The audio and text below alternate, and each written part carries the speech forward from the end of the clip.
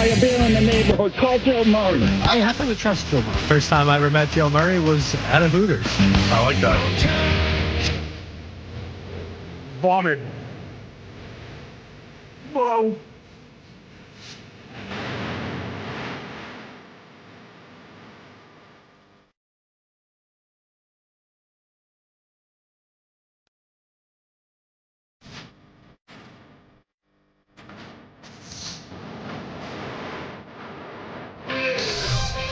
Welcome in 98.5, the Sports Hub of Joe Murray back here on the night show. So happy to be back with you, back with Skaz, our intern Christina. We have a full show tonight until 11 o'clock, and there is certainly a bunch to talk about. The news of the day, and where do you start? Here you are, it's Patriots. Camp has just begun, the first day of camp. And then what happens? The Red Sox all of a sudden wanted to say, hold my beer. They have extended manager Alex Cora in a shocking move. Absolutely shocking move. Who thought that today? Who would have even thought Alex Cora and the Red Sox were even discussing a contract? I just remember as early as July 4th, two sides aren't talking during the regular season. He even tried at one point to say, hey, guys, let's just talk about the team. Where did it come from? How did they land on 3 years, $21.75 million? The money seems low to me. The years seem low to me considering everything was compared to what Craig Counsell got going to the Cubs. It's just, I am shocked, and it's a good thing. It's a good thing. And don't let it overlook where this team is at right now and what the organization should do at the trade deadline this week. We'll certainly get into a ton of Patriot stuff. Drake May on display today as well. And there is some NBA news, maybe even a banner night, a date announced. So we'll have that all for you tonight. The phone number is 617-779-0985. Let's just start it off. Are you happy that Alex Cora is back? Are you shocked that he signed a deal? And do you like the move? And how can you not like the move? Alex Cora has been a big part of everything that's happened in this organization over the last couple of years, whether it's been good or bad. Now, I will be honest with you. There are some things you can nitpick. One of the things I'll just bring up off the bat is how does he let his teams in the second half completely just fold the way that they have? But I don't care about that. To me, that's more of a message from ownership not making moves and the team just kind of packing it in. And no doubt about it, I believe last year Alex Cora tanked. He gave up. His hands were tied. He had no power, but you know what? He won the Chaim Bloom War. The team moved on from Chaim Bloom. They kept Alex Cora. He thought some of the players weren't big league players, and he was right. But things were working. It's what the people upstairs wanted. This year, though, lame duck manager going into the season. He seemed motivated. I thought it was his goodbye tour. Coach the team up, get him in a playoff potential race. Maybe something happens with ownership where they make a move, and you're in it at the end when they show the standings. How many games back? Where are the Red Sox in that category? Well, here they are now, 2 games now after a loss today out of a playoff spot. But they're still in it. They're still here. They've played good baseball despite the fact that they gave up as many runs today as money that potentially Alex Cora will make in the deal. Forget about that. The 3-year deal shows that this team is looking at the now and the future.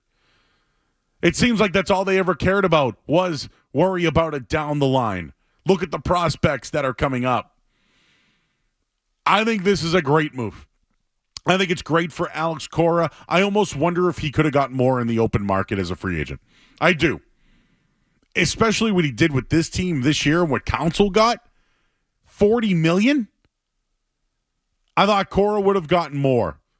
The money here seems small to me, but again, it's not my money. I don't care. Alex Cora is here to stay. The Breslow-Cora connection is real. I might as well throw Andrew Bailey in that mix now as well. They have guys who are running the team and running the organization. I don't know what ownership's going to do. We don't know what ownership's going to do. Maybe they decided what path they're going to take. We'll get into that coming up in a little bit. But today is a win if you're a Red Sox fan. If you're someone who always says, why should you invest in the team if the Red Sox don't? They invested in the manager, potentially one of the best managers in the league, who wants a little bit more power. I'm curious what he was guaranteed here. Did something happen? Is he just happier? Do they like what's going on with Breslow and Cora? Did he get more power? There's a lot of questions in it, but if you're a Red Sox fan today, you should be happy with the move, and now you should have expectations that they are going to be buyers at the trade deadline and compete to make a playoff spot. If they weren't doing that, why would they make this move today? And although this got announced during the game and they really couldn't celebrate it, and you just heard the highlights of him talking about it after it, they certainly didn't play like the manager got a new contract today. Okay? It's easy to say, hey, the manager got a new contract. Look at the way they lost. Look how they showed out. It wasn't reported yet. I am curious how they bounce back going forward here. They signed Alex Cora to an extension today. What moves next will the Boston Red Sox make? And do they now know what direction they're going in? Your thoughts on the extension to manager Alex Cora will start there tonight at 617-779-0985. We're also on YouTube. I miss you, YouTube fans. The fam. I see you guys in there right now. Brokerage Babe. Christina's in there. Ein Bein. Chuck Olson. Baba Ganoush. They're all in there. Come hang out with us as we hang out with you. I'm Joe Murray. We got Skaz, Christina. You're listening to 98.5 The Sports Hub. More Joe Murray coming up on the Sports.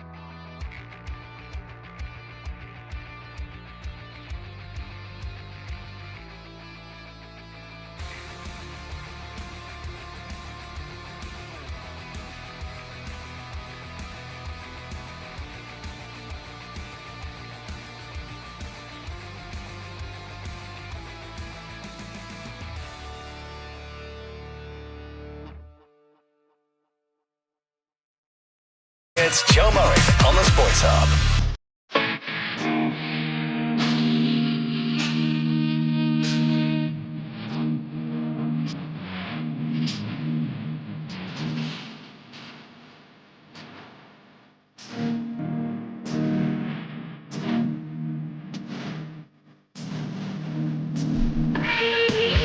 Back here, 98.5, the Sports Hub.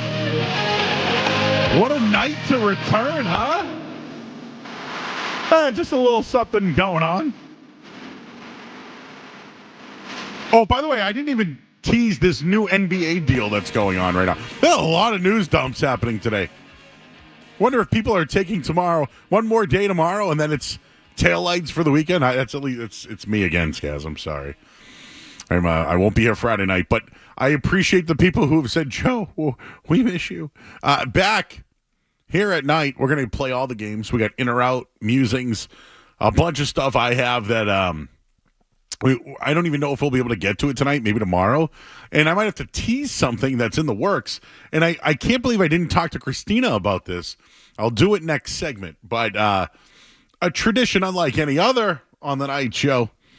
When it comes to summertime. Yes, Christina, she's aware. She's aware. Okay. I was just curious what her list might be. I'll tease that one. But Skaz, welcome. I'm back. It's good to see you again, man. Who's been here? Who's been in the seat? Oh, we've had everybody, Joe. Sean Silver, Matt McCarthy, Nick Cattles the last couple nights. It's been good. We've been holding it down, but happy to see you back. It's weird, I see you every day for 9 straight months and then don't see you for a week. But no, you look rested. You look ready to go. I'm not going to lie to you. The best part about being away was being away. Like, I unplugged. I didn't go on social media.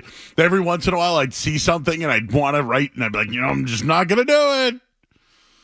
But it was also a good week to be away, so I was thankful for some of that stuff. But I'm kind of shocked that we're walking into the studio today and that the Red Sox have given an extension basically to Alex Cora. I thought he was a lame duck.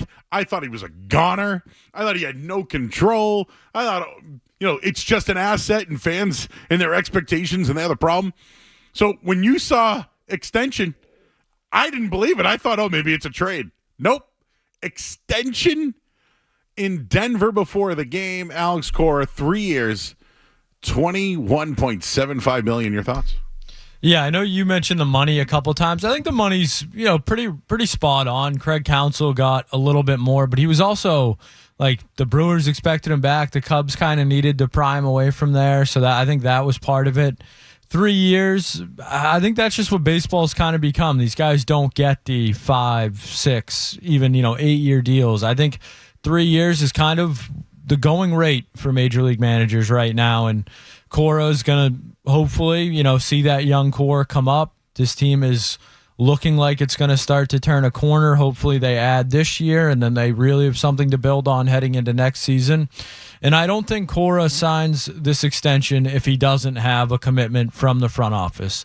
I think I saw McCarthy tweet this earlier. If Chaim Bloom is still the general manager of this team, or the, baseball operations manager, whatever title you want to give him, I don't think Alex Cora is signing that contract. I think him and Craig Breslow have a very good relationship. I just saw, I can't remember, someone from the Red Sox, you just put it in Slack, tweeted out that Breslow got a round of applause when he entered the clubhouse from the players. And that's something that, yeah, it's a very small thing, but that's something that this team has been missing, that, continuity, that where we feel as fans that the front office and the manager are actually, speaking the same language for once. So if you're a Red Sox fan, it's tough to take this any other way. I've been critical of Alex Cora. You've been critical of Alex Cora, but, it was deserved at times. They were a sloppy baseball team, but I think what they've done to this point in the season, Alex Cora deserved to be rewarded, and now the roster deserves to be rewarded. I got to take an L. I wrote an article that the Red Sox, if they're not going to improve,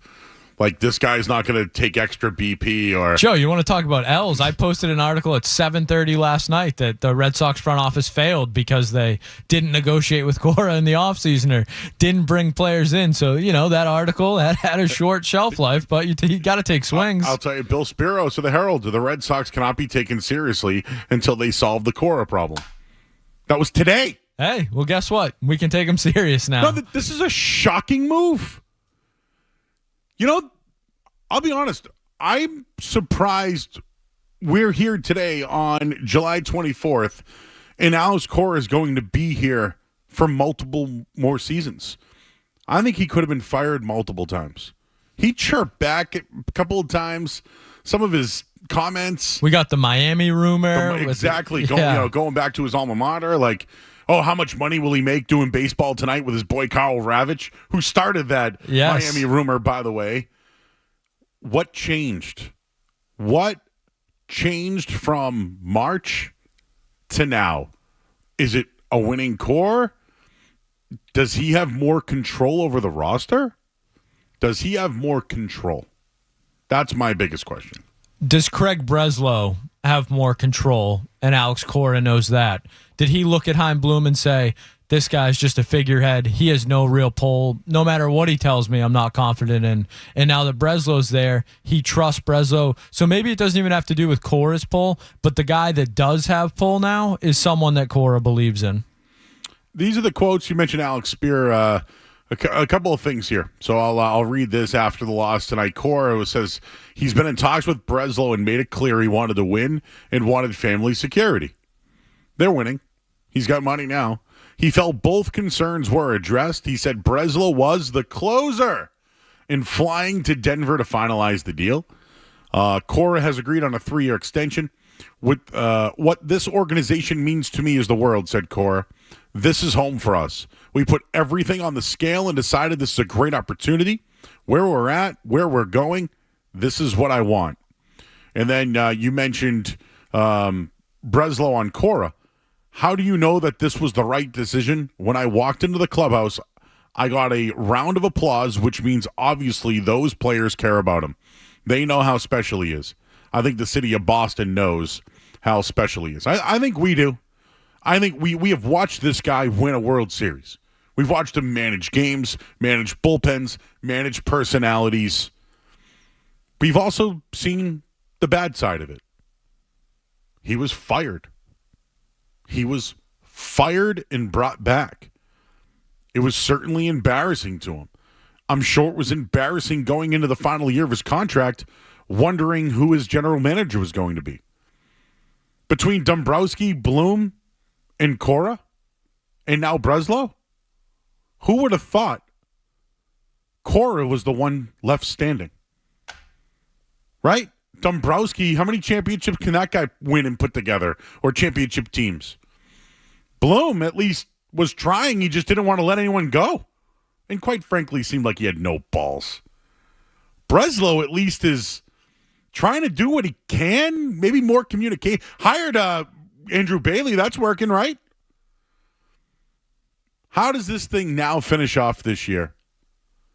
This is just one huge PR move. That's great. I'm not calling it a PR move for the sake of it's something good the Red Sox have done, because I will tell you, they have not done a lot of good things. Publicly, no.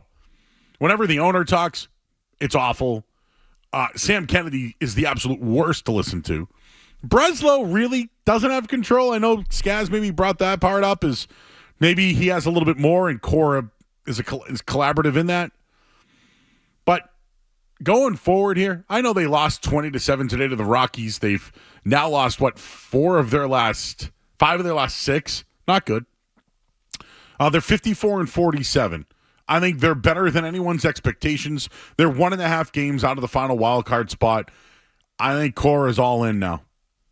Now that he has job security, family security, and that this is his home, and there's a direction going forward for the Boston Red Sox, if you're a fan, you now have to have expectations that they are going to be buyers at the deadline. And what happened today? It's exactly what happened. Just before the game today, Craig Breslow was talking about going in a certain direction, or that's been the at least the narrative, right? Which way they're going.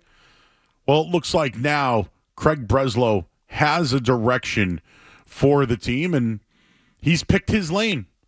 We're going to look to improve the team, said Breslow.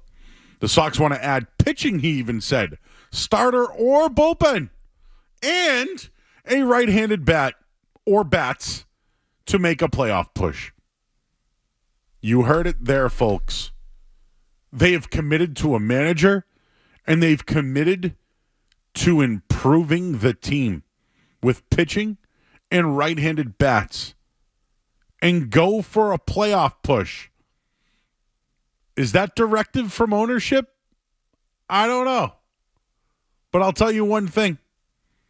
It's what's right for the manager and for the players. In a game and a half out here with the trade deadline a week or so away, don't let this move distract you from the fact that this team is good this year. They're competitive. They're building something. And Alex Cora's hands are all over it. And it's good to see Craig Breslow get this deal done. That might have been the missing piece. For all the jokes we made about who wanted that job, it was Alex Cora to get the deal done. It was Craig Breslow to get the deal done with Alex Cora. Very impressive. Your thoughts at 617-779-0985. Let's talk to Justin and Lynn. Justin! Hey, Joe! How you doing? Hey, Joe! I have a thought on these discussions for Cora. I'm very excited about it. I finally see a direction for the Red Sox so far, and I talk about it on my show a lot. Okay, are you happy he's back? Yes. Yep. I'm happy with the extension. Awesome, man. I'm sorry I can't hear you in the background. I heard, felt like you were talking and then somebody was talking into a cup. You ever do that? Do you get a red Solo cup and talk into it? I think his radio may have been a little too loud. Yeah, I used to blow smoke into those cups. You ever do that at a dorm room? You used to have the strings between them and you talk into them. That's what I remember from a little kid. I don't remember the. At dorm rooms in college, you couldn't smoke. Oh yeah. So you'd get that little thing. They had a word for it. I can't remember. Spoof? I can't remember what it was. Yeah, something like that. Something like that. And you just blow into it, and then all the laundry stuff would just seep out of it. But it was really just covering up the smoke. I don't know where that came from right now. My brain, since coming back from vacation, has just been. Yesterday, you know what I talked? I don't know if you heard, but we talked a lot about dips. There was some sauce talk, I heard. Lots of sauce talk and sipping talk. And I'm sure Tom Morgan loved that. Hated it. And the question about sharing ice cream got brought up. Tim's out. And I'm not. And then I said, if I got a Scorpion Bowl for 2 with 2 straws, would you drink it? And he said, yeah. So I called him a sipocrite. And when it comes to dips, I don't like to mix my sauces too much. I'm a dipocrite. And then we talked about rescue missions with broken chips. You ever do that? You get a little dip, and then there's a couple in there. You got to go on a rescue mission. You know what I mean? Got to save those guys. Anyways, Red Sox have re-signed Alex Cora. We'll tell you what the money was in headlines here. And everyone was so excited for Patriots opening day at camp. We'll tell you all about that coming up next here on the Sports Hub. Sports Hub headlines. All right, the Red Sox announced.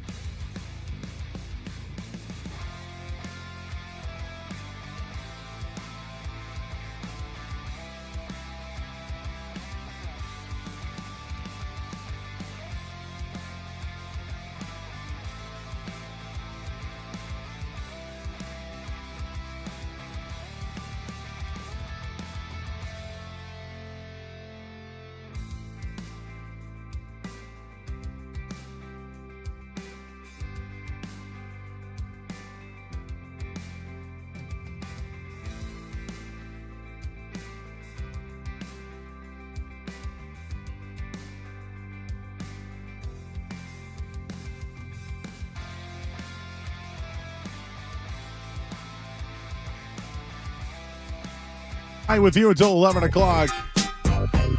Patriots camp started today. We'll get into that in a little bit. I got some thoughts on it. Just quickly, there's two TVs on in our studio. It's some sort of baseball game. It's on Nesson. And it's the Hartford Yard Goats. And I've been to Hartford, Skaz. I'm not sure if you've ever been to Hartford. Not a lot of yard goats in Hartford. I think that's like a Yankees affiliate. I could be wrong. But why yard goat? Again, Hartford, and no offense to anybody from the area, but not really where I want to go. And, like, yard goats? What kind of, like, you couldn't come up with something else? Apparently it's a Rockies affiliate. A yard goat? I'm stuck on the mascot here. Is it Hartford, Colorado? Is this like Hartford, Connecticut? Yeah, they play at Duncan Park. Wow. They used to be, I guess, the franchise moved to Pawtucket. They were the Paw Sox in 1973. Well, listen. All I know is I've been to Hartford, and I have not seen any yard goats. It was the nickname Yard Goats was selected as part of a Name the Team contest, which drew over 6,000 submissions. That's what I mean. It makes no sense. Yard Goats is rail yard slang for the switch engines or terminal tractors that shuttle train cars between different locomotives use. Okay. So maybe it's... and I believe there are trains. There you go. I've been to the train station, so... Hey, what's your name? I still hated them out. Bad name. Bad team name. And now I got to watch it all night. What's the other team? I didn't even get their mascot yet. I blame Jeremy for this. Because remember when I just despised Wally? Yeah, you have a mascot problem. And then Wally got hosed. He did get hosed. And now I'm like all pro mascot, and then I hate mascots. Wally now. to the hall. He should be in the hall. He was hosed. Absolutely hosed. No, who's not hosed, though, is the Red Sox, as Alex Cora has extended. Thought you were going to say Reese McGuire for a second there. All right, just to get it on that one real quick. Is it Paul Quantrill's kid? Yes, I believe so. Okay. Who pitched in the A-Rod Veritek game that is the anniversary today. 20 years ago today. So, yeah, we could let you hear. Weird little side note of that. And my mentor and Christina's teacher, Jerry Trupiano, on the call. I can send it to you if you'd like. I almost texted Troop. I said, hey, man, 20 years ago today. Or was it 20? Yeah, 20 years ago. Wow. Long time there. Okay, real quick, just a couple of camp notes. We're going to talk to Mike Kadlick later from CLNS. We'll get his thoughts on what happened at camp today. I've talked to a lot of people that were down there today.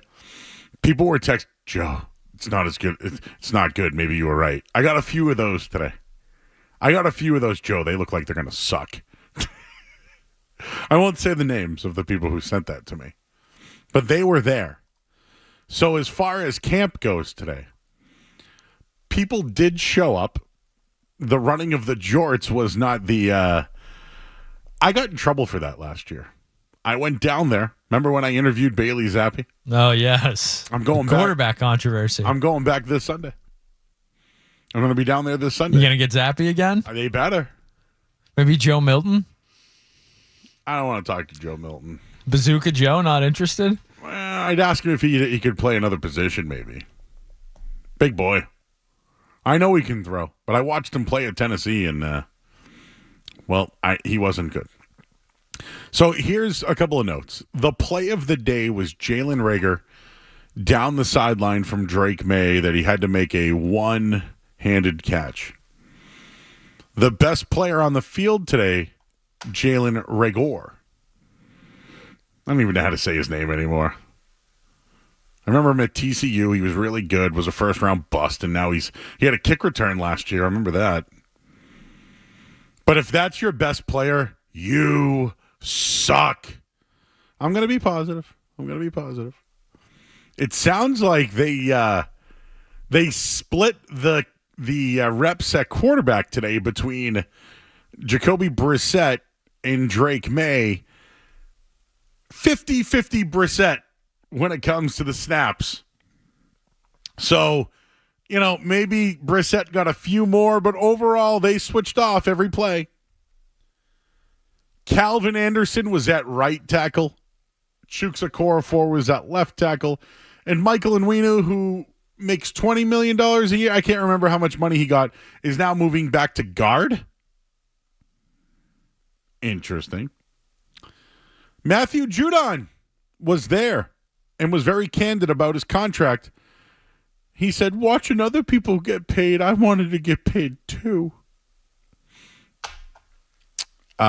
Which I said would be a problem at some point, and here it is for him. The team is going to have no pads for 7 days. So they will not wear pads until Monday. And I will tell you this. I could give you some Glory Day talk if you really wanted me to. But do you know how many guys at camp, when you're just in helmets and shorts, look like All-Americans? And then once you put those pads on, baby, it's so different. And I can't wait. So if you're down there now and you're like, oh, this guy looks so good, just wait until the pads are on, please. Oh, it was always something I waited for pad day. I just waited for it. Also, things look different. Seems like people are interested in competing and working hard, so that's good. And no doubt about it, Drake May is competing. He had plenty of downfield throws today, and it seems like he's not afraid to make any mistakes.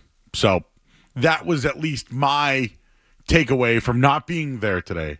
Texting a few people that were there and reading some tweets. That sound like a pretty good analysis on the day, Skaz? I mean, I'll give you one on Sunday. I'll have a whole write-up for it on the website.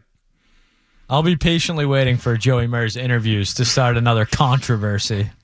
Yeah, I wonder who they give me. I want like Keon White. Hey, man, do you laugh?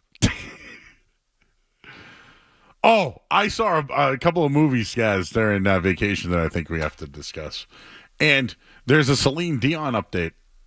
Remember how I got very emotional. Very emotional. It sounds like you might have to get your tissues out again for the Olympics. Can we talk about that? I don't know yet. Yeah. We can? Yeah, why not? I still don't understand the language that we can say and can't say anymore. But Celine Dion might be singing at the Olympics. I've heard there's other rumors of people singing at the Olympics. Maybe we'll toss that in or out. Oh, okay. All right. Well, there is your camp update. We'll have more from Mike Kadlick, who was actually there today, so we'll do that. But Charles is in the state of Connecticut, so please tell me about the Yard Goats. Okay, guys. So the new stadium, well, it's not new. It's about 6 years old now. And the Yard Goats they're not the top AA attendance team. They're in the top two. It was built in the old railroad yards right in downtown Hartford. And there's always one train that moves the other boxcars around, and that train is called a Yard Goat. Yeah. So that's how they came up with the name. I agree, it's kind of dumb. The name sucks. The name sucks. Yeah, they were the Rockies AA affiliate. I believe now they're the Twins. They draw very well, and it's a nice stadium. Let me just ask you, what is Hartford known for, in your opinion? The insurance city, and it still is. It is. You're right. So yeah. what would you call them? The agents? What would be like another word for insurance people? Well, the toughest job and the most sophisticated job in the insurance business is if you're an actuary, the guys that actually figure out how long till you die. Oh, okay. I like those people.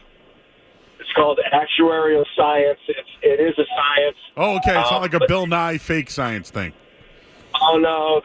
It's quite data-driven now. I don't know how they did it in the old days, but they know pretty much when you're going to die. And that's, it's a bet. When you buy insurance, it's a bet. But anyhow, one thing about the Judon contract, I'm sorry, you sign a contract. It's a contract. Nobody's hand was on his pen making him sign it. So go play football and shut up. Have a great night. All right. Thank you. I don't want to meet one of those guys and tell me, do you want to know when you die? I'm not to get real morbid here on the show. I just got Not back. if it's soon. I'll tell you that, Joe. Like, if it's soon, man, I got to go. I got things I got to do. I got plenty of things I got to do here. Hartford. You been to Hartford? I think I've driven through it. Yeah. Yeah. No offense to anybody from Hartford. Connecticut as a whole. What? The lights just went out. Yeah, I've gone to concerts in Hartford. It's interesting. Kind of reminds me of Springfield. I don't know if that's... I hope I'm not insulting people of Springfield now, but I just... Whatever. Yard goat, out. I'm Joe Murray. Hey, Bill Belichick, speaking of goats, could have got a job, but didn't want the pity job. We'll do that coming up next here on 98.5 The Sports Hub. You're listening to Joe.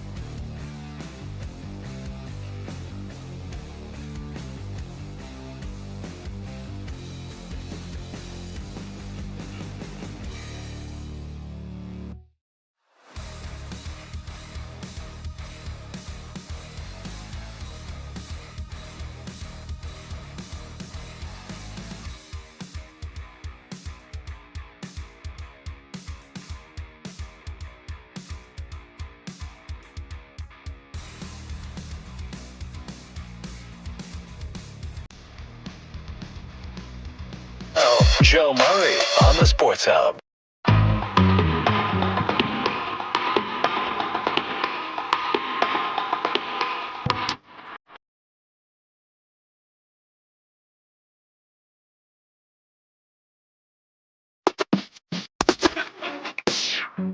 All right, back here, 98.5, the Sports Hub. I'm Joe Murray.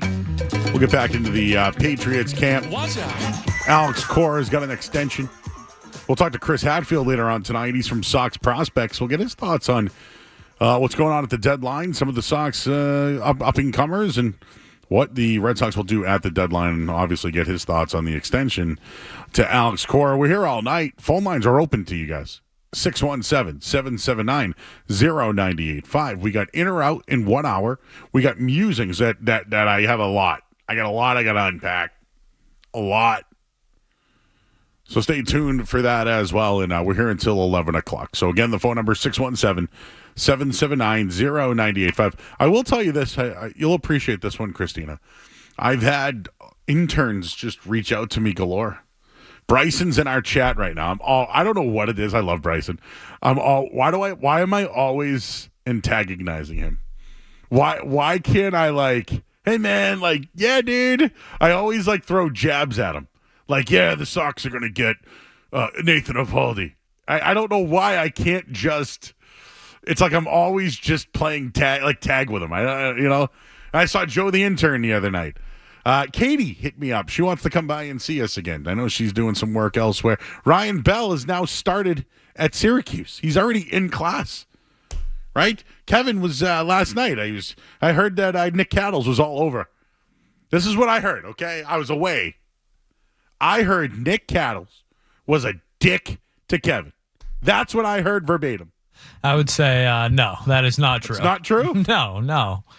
Playful banter. It was all good-natured. No, Kevin likes to give it, and he's perfectly fine. He's a tough kid.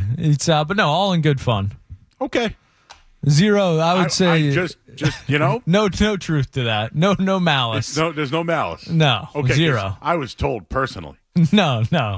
I would dispute that claim. You would? Okay. You'll see Kevin tomorrow night. No. Okay, I'll ask him He's tomorrow. Kevin, he likes to push the buttons. He is a ball buster. Yeah, exactly. So no, all in good nature. Nick handled it great, I thought. It was a two-way road. It was not a one-way street. Okay. And then I had people asking me about Christina. Hey, so who's Christina? And I said, she's our intern. And they go, she's always so nice when I call. That's what somebody said to me while I was away. And people are listening all over the world that we've realized. Oh, man, I was going to get one of those things that we could put up to put where our callers call from. A world map. Damn. Anyways. Welcome back to the actual Joe Show. Yes. Yes. All right. Bill Belichick, as we know, is not working this year in the NFL. Falcon said no. But it does sound like a team was like, hey, man, do you want to just be in our building? Bill said, I don't want your pity job. But let's hear Kyle Shanahan talking about offering Bill Belichick a job this year. Speaking of coaching, I know how much respect you have for Belichick and how important he's been to you. Did you talk to him at all about an informal or even a formal role with this team this year? I did. I threw it out to him he loves football so much that you never know what he would. I can't believe that he's not a head coach of a team right now. I know what I would do if I was an owner, so that shocks me. And the last thing you want to do is insult someone like Bill Belichick. But I know he just loves ball in the simplest form. So I threw it all out to him, whatever he'd want to do. DC? Yeah. I was like, would you be interested? And he was very nice and appreciative, but he politely turned me down. But I think he's helping out his son a little bit. I know he's involved in Washington up there, and trying to start that help out with Jed Fish and what he's doing out there. And, it could be good too, because I'm sure he's going to be back in the league next year, and I don't know how, and I could be going against him. He could be in the NFC West, so it would have sucked if he came here and then he was going against us every week too. So that's stuff you got to be careful about. But, he's the best, and, I just like talking to him. Here we go. The Bill Belichick revenge tour has begun. What do you think Bill plays when he's when Bill Belichick thinks revenge? What do you think's his go-to song? And I don't know why Bon Jovi popped in my head. Because it's always Bon Jovi. You know, like Jersey Rocker. Slippery When Wet. I'm going to think about that now. What would be the song for Bill Belichick's redemption tour? There's a Bon Jovi song called "Learn to Love." Could that be Belichick's redemption song? I'm trying to think of like Blaze of Glory. I mean, his love is like bad medicine. I could do this all night if you really wanted me to. Lay your hands on me. That's all he needs. All a player needed was Bill to put his hands on them and would say, "I'm going to give you money," or "I'm not going to give you money." But Bill doesn't want your pity job. Speaking of pity, I take pity on the Patriots organization this year, as I feel like they are going to be the worst team in the NFL. And I'll tell you why coming up next here on 98.5 The Sports Hub. From the Town Fair Tire Studios, relatable, reliable, and even relentless at times. We're doing it live. This is Boston's home for sports. WBC-FM and HD Boston 98.5 The Sports Hub. Sports Hub headlines. All right, the Red Sox and Alex Cora have agreed on a new 3-year extension worth $21.75 million. Cora saying today that he wanted a deal that would help himself and his family and likes where the direction of the Red Sox are going. Craig Breslow got a standing ovation from the locker room after the deal was announced, but the team did lose today 20-7. That's not good. They've lost 5 of 6. They begin a series with who? The New York Yankees on Friday night, just a game and a half back in the wild card standings. Patriots camp today. Drake May, Jacoby Brissett, 50-50 Brissett when it came to snaps. Matthew Judon also spoke about how he was upset that he saw other guys getting paid and not him. Other NFL news, CeeDee Lamb not showing up to Dallas. Brandon Ayuk and Trent Williams not showing up in San Francisco. The Seahawks have just locked up Julian Love to a 3-year extension worth $36 million. And in NBA news, Tom Thibodeau has signed an extension with the New York Knicks.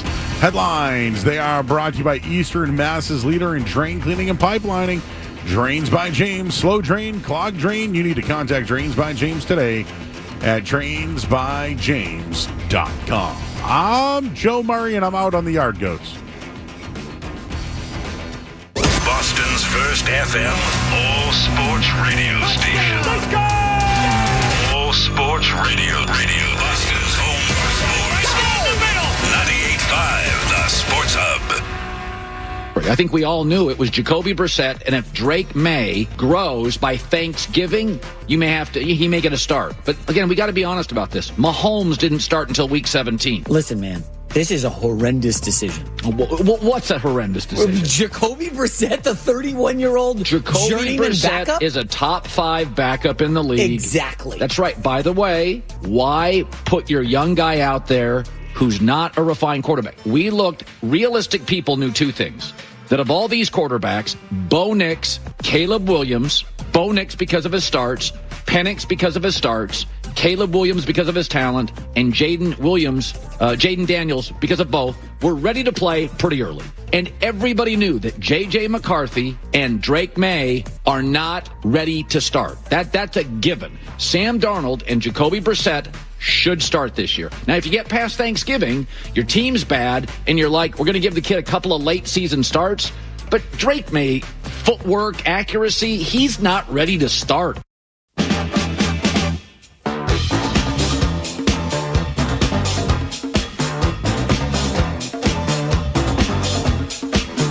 All right, back here 98.5 The Sports Hub. I'm Joe Murray. That's Colin Cowherd. Brissett, May, it's going to get boring, everybody. It's going to get boring.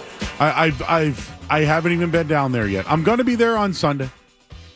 I'll be broadcasting live 10 a.m. this Sunday. Come on down. I'll be there. Well, I don't know if you'll see me, but maybe I'll come down and see you. But I'm going to get a good look at the team. My stance is they're going to be the worst team in the league. So maybe if you haven't heard me say that, I'm saying it again. But I am going to break the team down just like I was going to do with the Red Sox this year. Early on, I didn't think the Red Sox would be successful. I took the game seriously. I broke them down. I'm going to do the same thing when it comes to the Patriots this year, although I think it's going to be a very hard and long season. And I think there's going to be a lot of mistakes. And I think that at least Gerard Mayo mentioned all those things. I did not like the press conference yesterday from Gerard Mayo.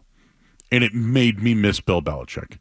And some people were like, oh, terrible take, Joe. I don't know. It's just how I felt. I like when Bill gave you nothing.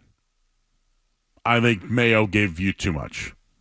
He talked about the mistakes and double dutch and all these other things and his inner circle and all these things. I don't need to hear all that.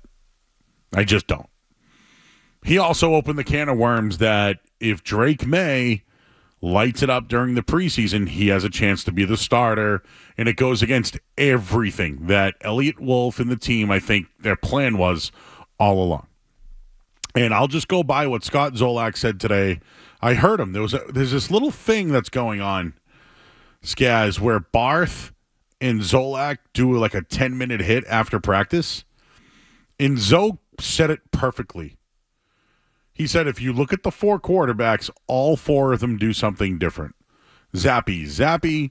Brissett has the long wind-up, but is big. Joe Burrow obviously is the bigger, stronger player, but has a lot to learn. And then Drake May just shows the part as big, strong arm that looks downfield. A lot of Drake May stuff is downfield with ability. So I think when you watch him at camp, you're going to see a pro in Jacoby Brissett, but you're going to see tons of upside and a better thrower in Drake May. So I would temper everyone's expectations when it comes to that. When Gerard Mayo tells you something, at this point you can't believe it. Going back to burning cash, just going back to a bunch of things. If he tells you that, don't believe it. He might want things to... He wants competition. How many times did he say competition yesterday? And I like that it's 50% as far as the reps go. But does Drake May need to start to develop? Absolutely not. He doesn't. And if... I'm just curious what they're doing to develop him if he's not going to play. And I'm not one of these guys who says that, oh, they need to play right away in order to be great. Literally, you can just look at quarterbacks across the league. Just start at the top. Tom Brady, Patrick Mahomes. There are plenty of other guys. You can do it. They sit, they develop, they become stars. There's also guys like Justin Herbert who are told they're going to sit, then play right away and show that they should play right away. So all those things are real, but I would temper the expectation that you think this guy can start week one. I don't. I don't think he will. I don't think he should either. And it's funny because I was asked this question yesterday, so I want to ask you, the listener, and Skaz, what would you consider a successful season this year for the New England Patriots? I'm still thinking about it, Skaz. So I ask you, what is a successful season for you when it comes to the New England Patriots? Yeah, for me, and it's not so much on paper. Like their win total, wins and losses aren't going to matter as much for me this year as how they look. For me, this whole year is about Drake May. Whether he plays, week one, which I don't think either of us think that's relatively close to happening, but it seems like that's picking up some steam. But for me, this whole season is about Drake May, just establishing him, getting him ready. And if he doesn't play, then it's about just Gerard Mayo. How does he coach a game? How does the defense look? What does Brissett look like in the offense? What does the offense look like? What offense are they running? for me, this is about building something, a foundation. I know that's boring. That's, it's not sexy. They're only going to, if they win 6 games, I'll be thoroughly impressed with Mayo and Brissett and everybody. But for me, it's not really a numbers thing. It's not a wins and losses this year. That's not what this year is about. It's about figuring out if Drake May is the guy and how many players on the roster are guys you want to build around and keep with you going forward, and which guys are, just along for the ride with Gerard Mayo being a player's coach. So I think that's something that we're kind of going to have to adjust to and get used to watching. Can Gerard Mayo coach, and can Drake May play quarterback? Those are the only 2 things I care about this year. Yep. I'm still thinking about it. Like, what's a successful season if they win 7 games and it's with, like, Juju Smith-Schuster and Osborne and Kendrick Bourne? Joe, if they win 7 games, we're going to be losing some money on this show. Oh, yeah. No, but here's the deal. If they win 7 games and are competitive... Well, I'll love it. I'll be happy. No, but none of their young players develop. I'd be happy to lose money. If they win 7 games, though, Joe, like, they're doing something right. If you win 7 games with what I believe is not a great roster, not a great quarterback situation, a bad offensive line situation, they're doing something right. I agree with that. Is it successful? Yeah, yes. That would be 7 wins. If Drake May does... when he plays, is not successful, but when they played with Brissett, they were, and none of the young receivers developed, but they leaned on their defense, is it still successful? If you find out enough about Drake May to decide whether he's the guy or he's not the guy, then it's successful to me.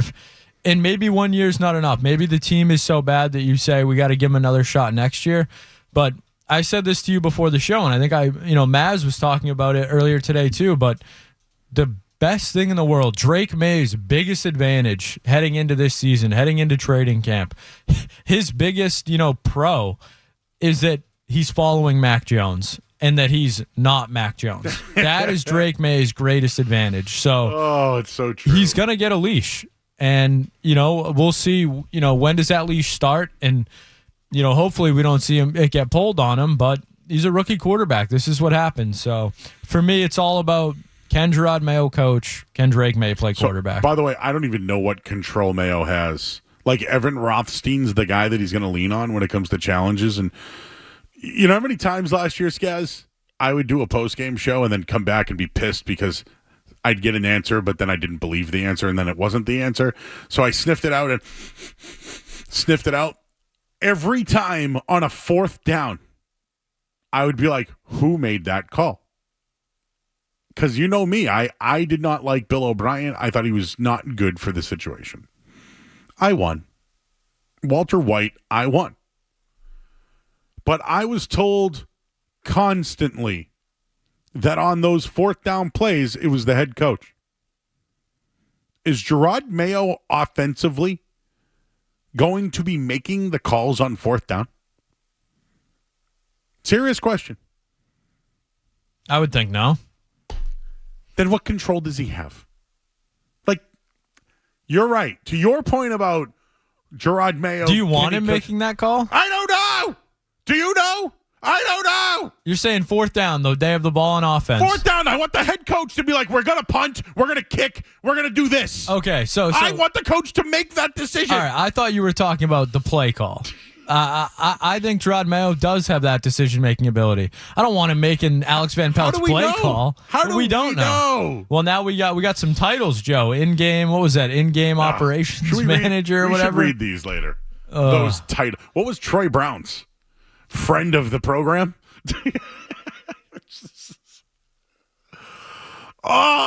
This is... What's a successful season? And what if Drake May just doesn't play? I'm fine with the development of Drake May if he doesn't play a snap. Because I know behind the scenes, there's so many things that they can do. We've seen it in this league a million times. But if you give me a successful season's Drake May, I'm not buying it. They can be successful in other ways. But I think it is Gerard Mayo. I think was Gerard Mayo the right choice? Was Gerard Mayo the right choice to make decisions in game, and also collaboratively with Elliot Wolf. By the way, Maz checking in. The song for Bill Belichick would be CeeLo Green. And I bow when a girl I don't, but I forget you. Do. Guess the change in my pocket wasn't enough. Do-da. Well, the name of the song I think is something different. I think it's Forget You on the radio. I think you get it. What does Gerard Mayo do? What do you do? Could Gerard Mayo be a chunky? Imagine that for a headline. Just a picture of Chunky. 300 words.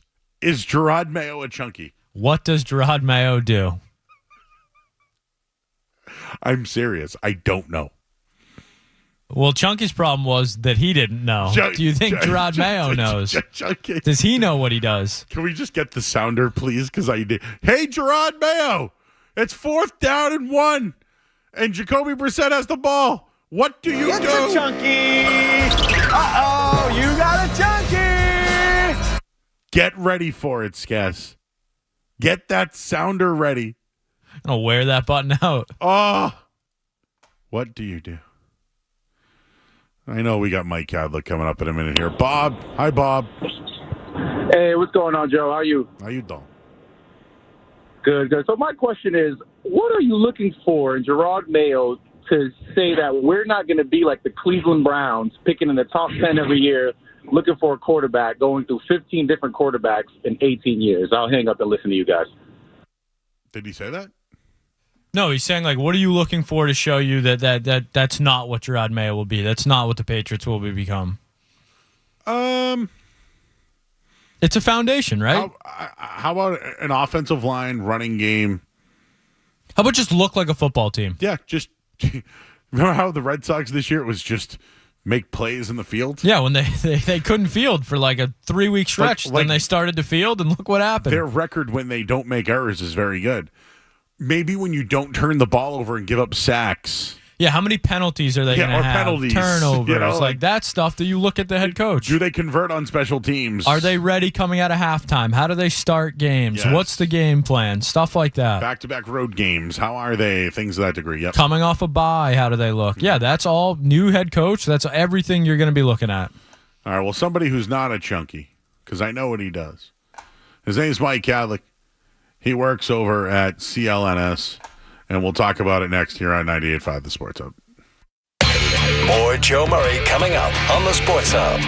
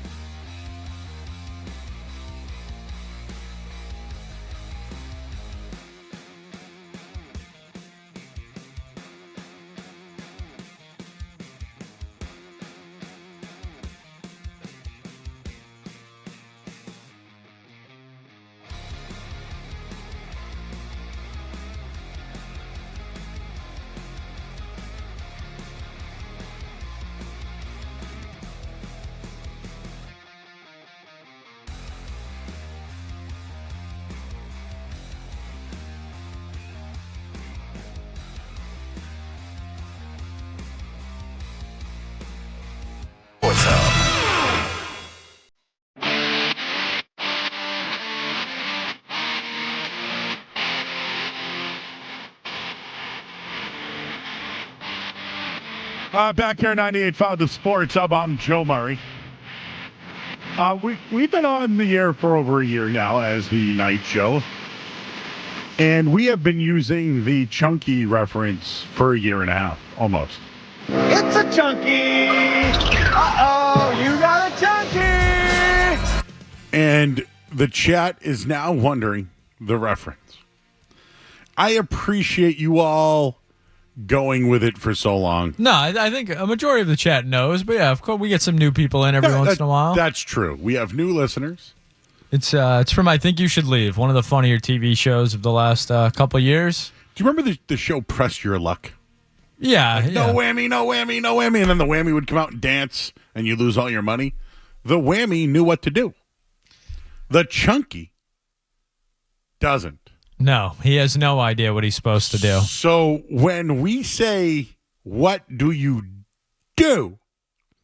And they don't know or we don't know. You're a chunky. It's a chunky. It's a chunky. Uh-oh, you got a chunky. And then Chunky comes out and he'll take your laptop and slam it. You know who's not a chunky? Although he loves chunky pizza, I think. His name is Mike Kadlick. He's from CLNS. Hello, Mike. How are you, sir? What's up, Joey? How are you doing? Are you familiar with Chunky? I'm familiar with I Think You Should Leave, but I haven't seen that. I have seen the show off and on, so I don't know that specific episode. But you know the meme. Are you sure about that? Yes, I do. Okay. Yes, I do. I just wanted to bring it full circle here. So I saw you down there today with Taylor Kyles. Yes, sir. And you guys did a nice little breakdown. I watched it, 21 minutes of it. Wow. I'm a dedicated guy when it comes to having guests on the show. Appreciate that. So let's start with the vibe. Last year I got yelled at because I said that there wasn't a lot of people there. Were there a lot of people there? There wasn't a lot of people there, Joe. That's kind of how I closed out our live show today, that I wanted more fans down there. There wasn't that big of a buzz today, I'm not going to lie. And what I kind of compared it to was, this is now my third year on the beat, my second year, being down there pretty much every day. And it's probably the lowest, I guess, the lowest buzz on a day one. I remember the last few seasons, Cam Newton, Mac Jones, those guys come in there and they run on the field and, regardless, the place goes nuts. They show the quarterback on screen and everyone goes wild. And Drake May came out today and there was nothing. And I was kind of expecting that buzz just because I had seen it the last couple of years. But, it wasn't like in years past. And let's not forget, I mean, this is the first year in the last 25 without Tom Brady or Bill Belichick at a training camp, which is wild to think. But they do have to build themselves back. And I know that's what we're probably going to talk about here in the next couple minutes,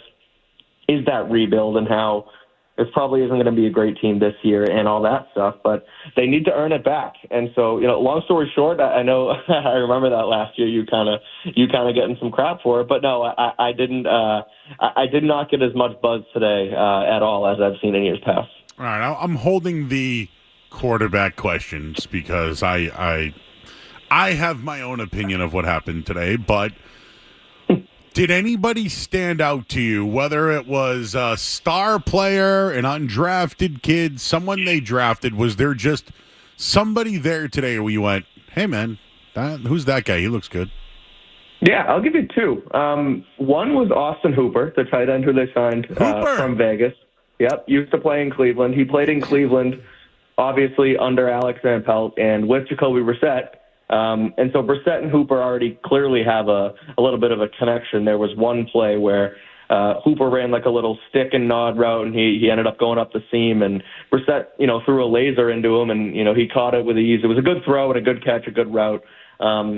So that's sort of one of the question marks I've had going into this, is like, who's going to emerge as the second tight end with Hunter Henry? Is it going to be Hooper? Is it going to be Jaheim Bell, the rookie out of Florida State? And I would say Hooper had a good day today. Now, Will that continue? We'll have to see, but I think having that rapport with Brissett and having played in Van Pelt's system in the past is definitely going to help him at least early on.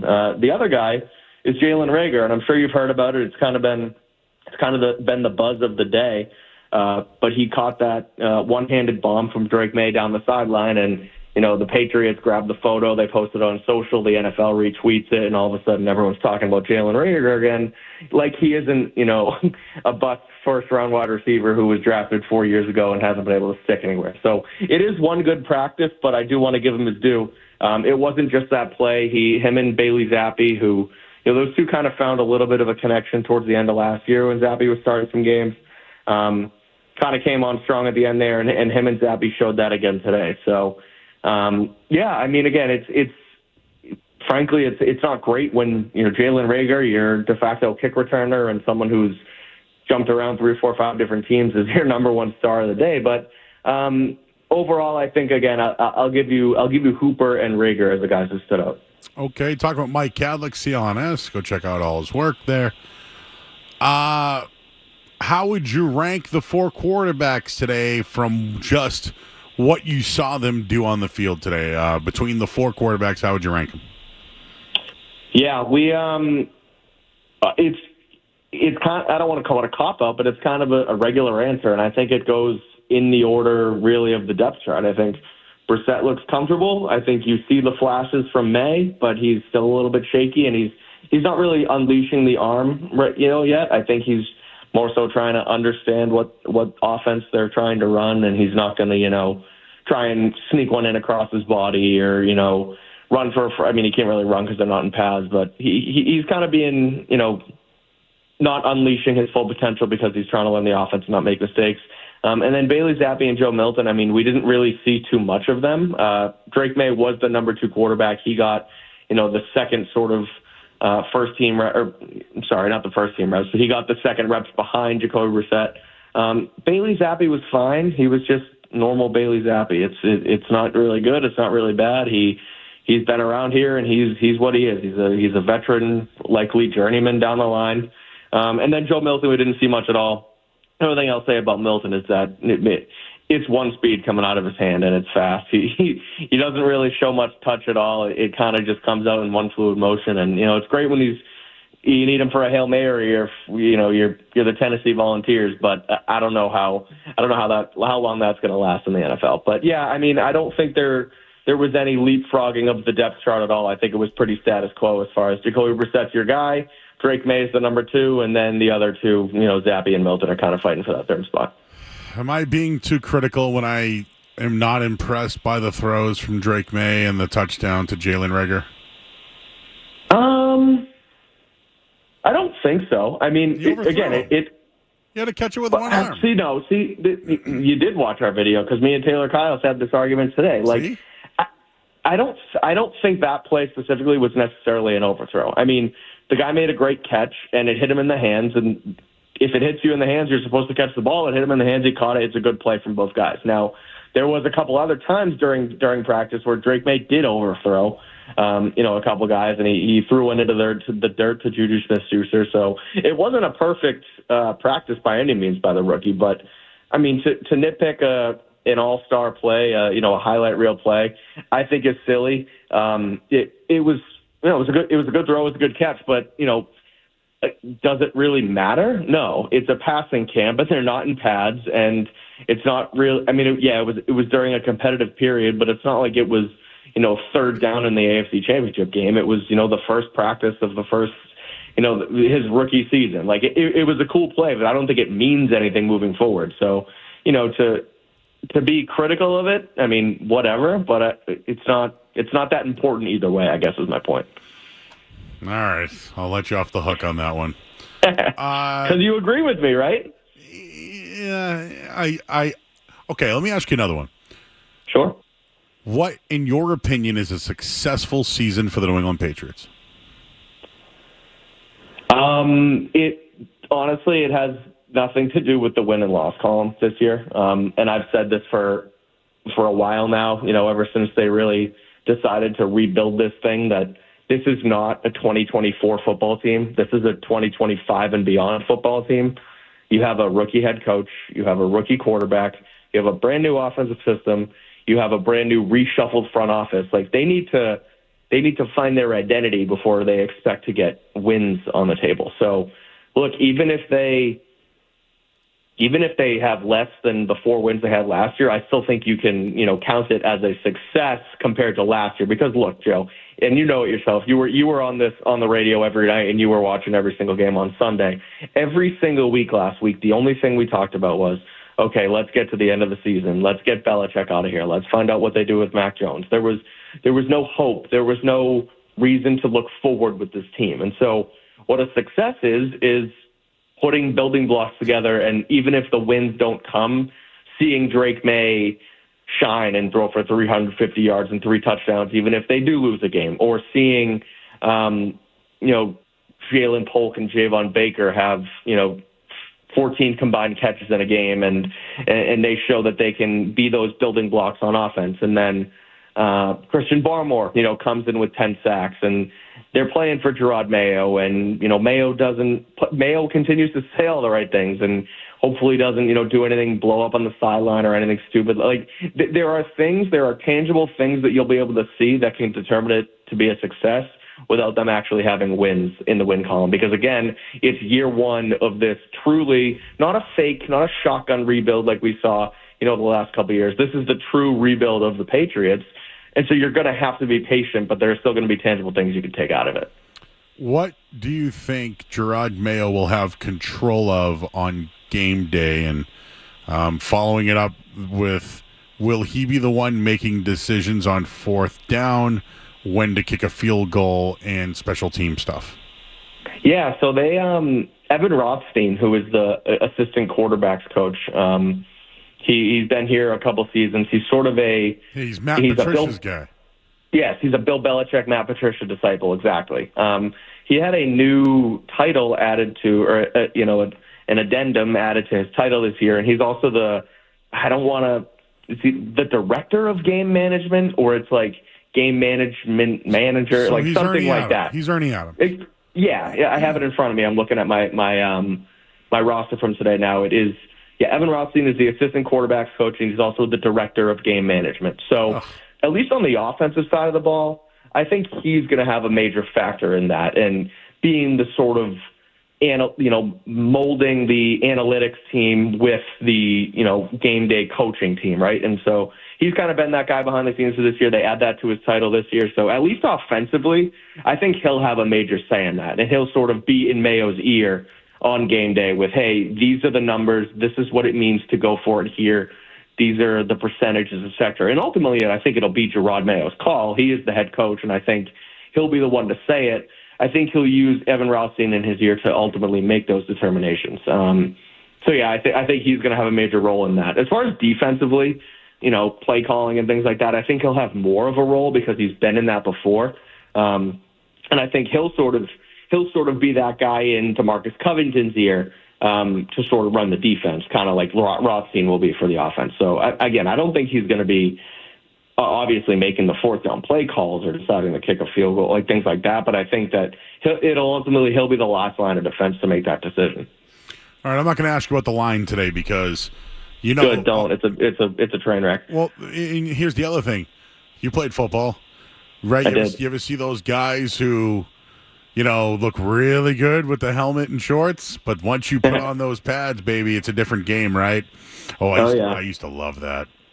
Like, this guy is like, chirping it up and dancing, and then once you get the pads on, nice little forearm. Oh, I love that. Oh, yeah. And then he never comes down with the ball again because he's too scared to get hit over the middle. Yep. Ever. And then he quits.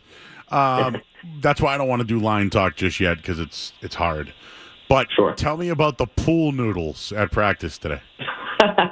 All right. This was a fun one. This is something that I noticed today, and it's an interesting I guess it's interesting to look at it because of who was running the drill. And so Troy Brown, who was the Patriots wide receivers coach the last couple seasons, we all love Troy Brown around here. He's a Patriots legend, Super Bowl champion, all that good stuff. But he wasn't a great wide receivers coach, at least the performance of the wide receivers wasn't great under him during his run. So in this new shuffle, a long story short, in the coaching shuffle, he ends up as now essentially demoted from wide receivers coach, but he's a skills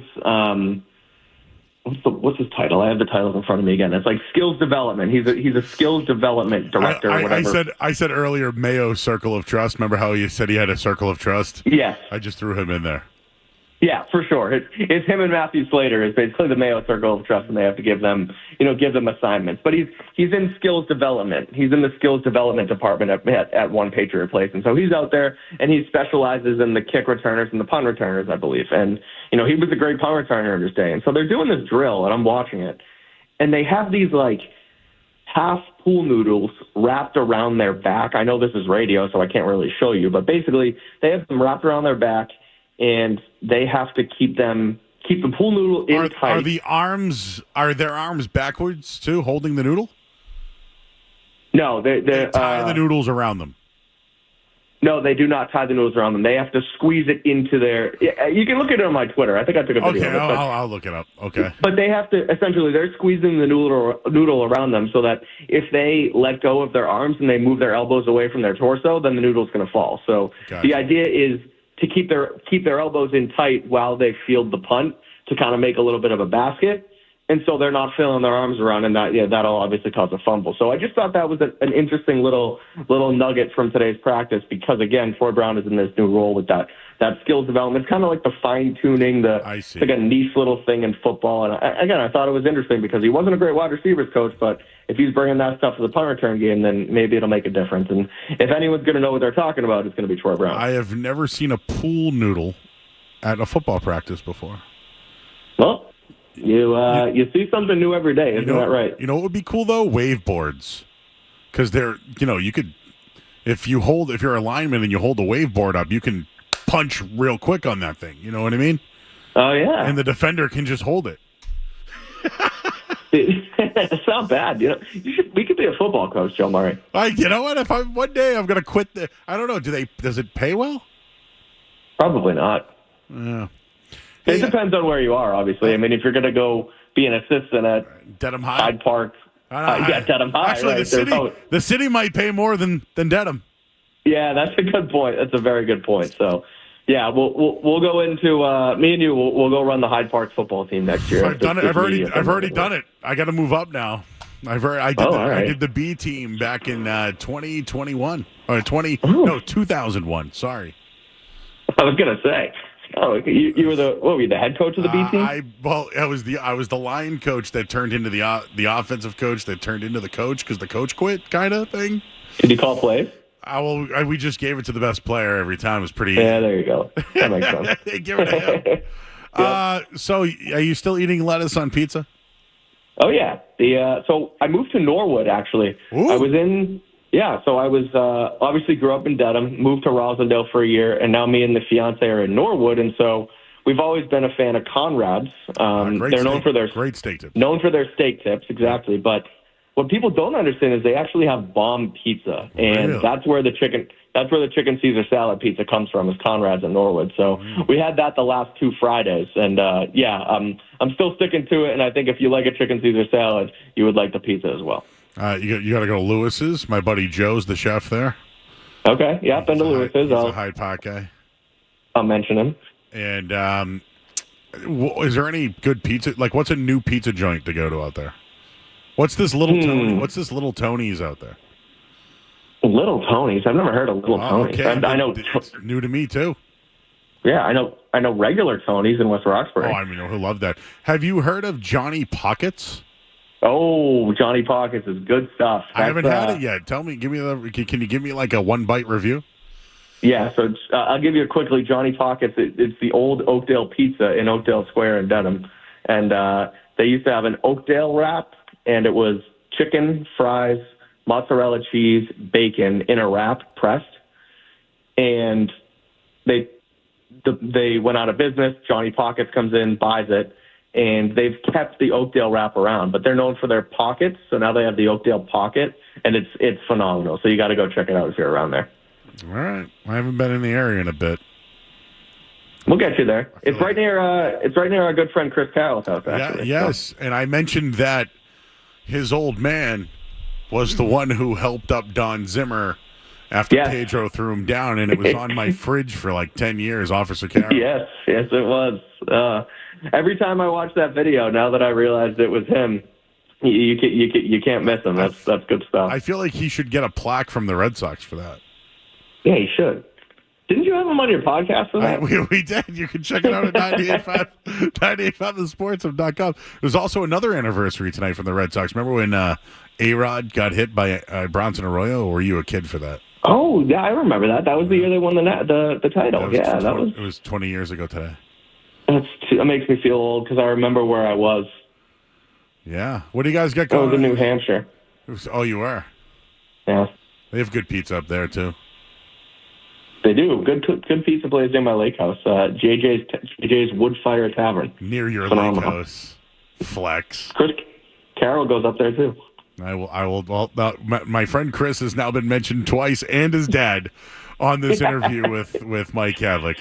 Mike, that's why coming on the Joe Show is the best. It is, and we didn't even get to the other things I wanted to discuss. Will you be down there on Sunday?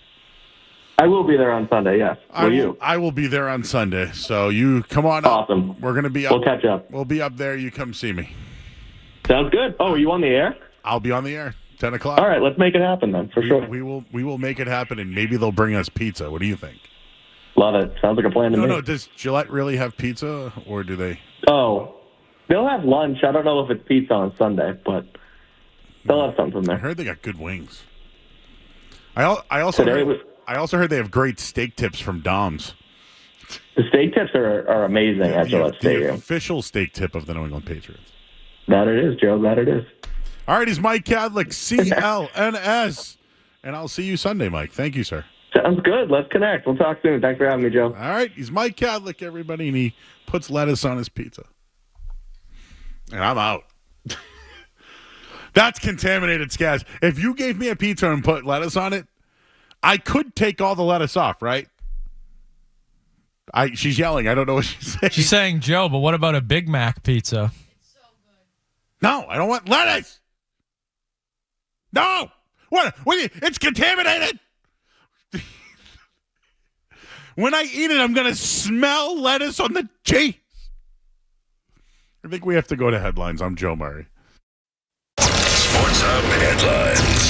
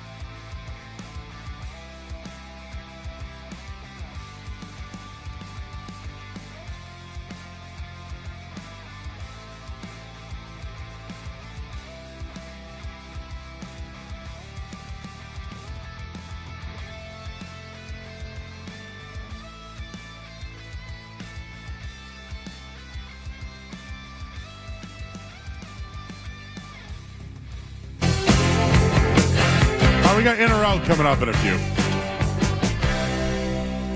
I wanted to tease something really quick. I think the Celtics may have, or somebody may have leaked opening night in Boston. The date.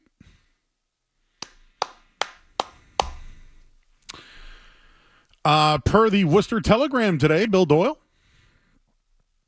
as Wick Grossbeck brought the championship, the Larry O'Brien Trophy, to Bob Cousy's house, our boy Coos, might have been messaged in there that opening night was October 27th at home versus the Miami Heat. What a flex! What a flex! You win the championship, and then you raise the banner against Miami in front of Pat Riley? Couldn't ask for a better opponent. The only other one, Joel Embiid. You have another one there, guys?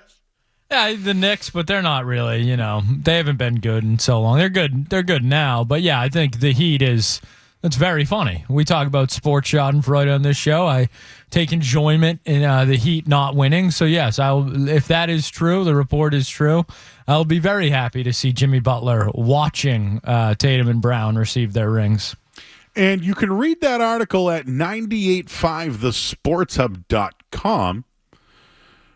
Looking forward to the Celtics home opener is my headline. And just link the article in there in case you didn't believe me. I don't want to start anything. By the way, October 4th, Abu Dhabi. That's when the Celtics preseason. That'll be the Nuggets, right? Denver Nuggets 2 games, and then the 76ers, Toronto for 2, and then the regular season starts. So, if you're looking for tickets, October 27th, in on that. And speaking of that, we're going to play in or out next here on the Sports Hub. What's it going to be, McFly? Are you in or out?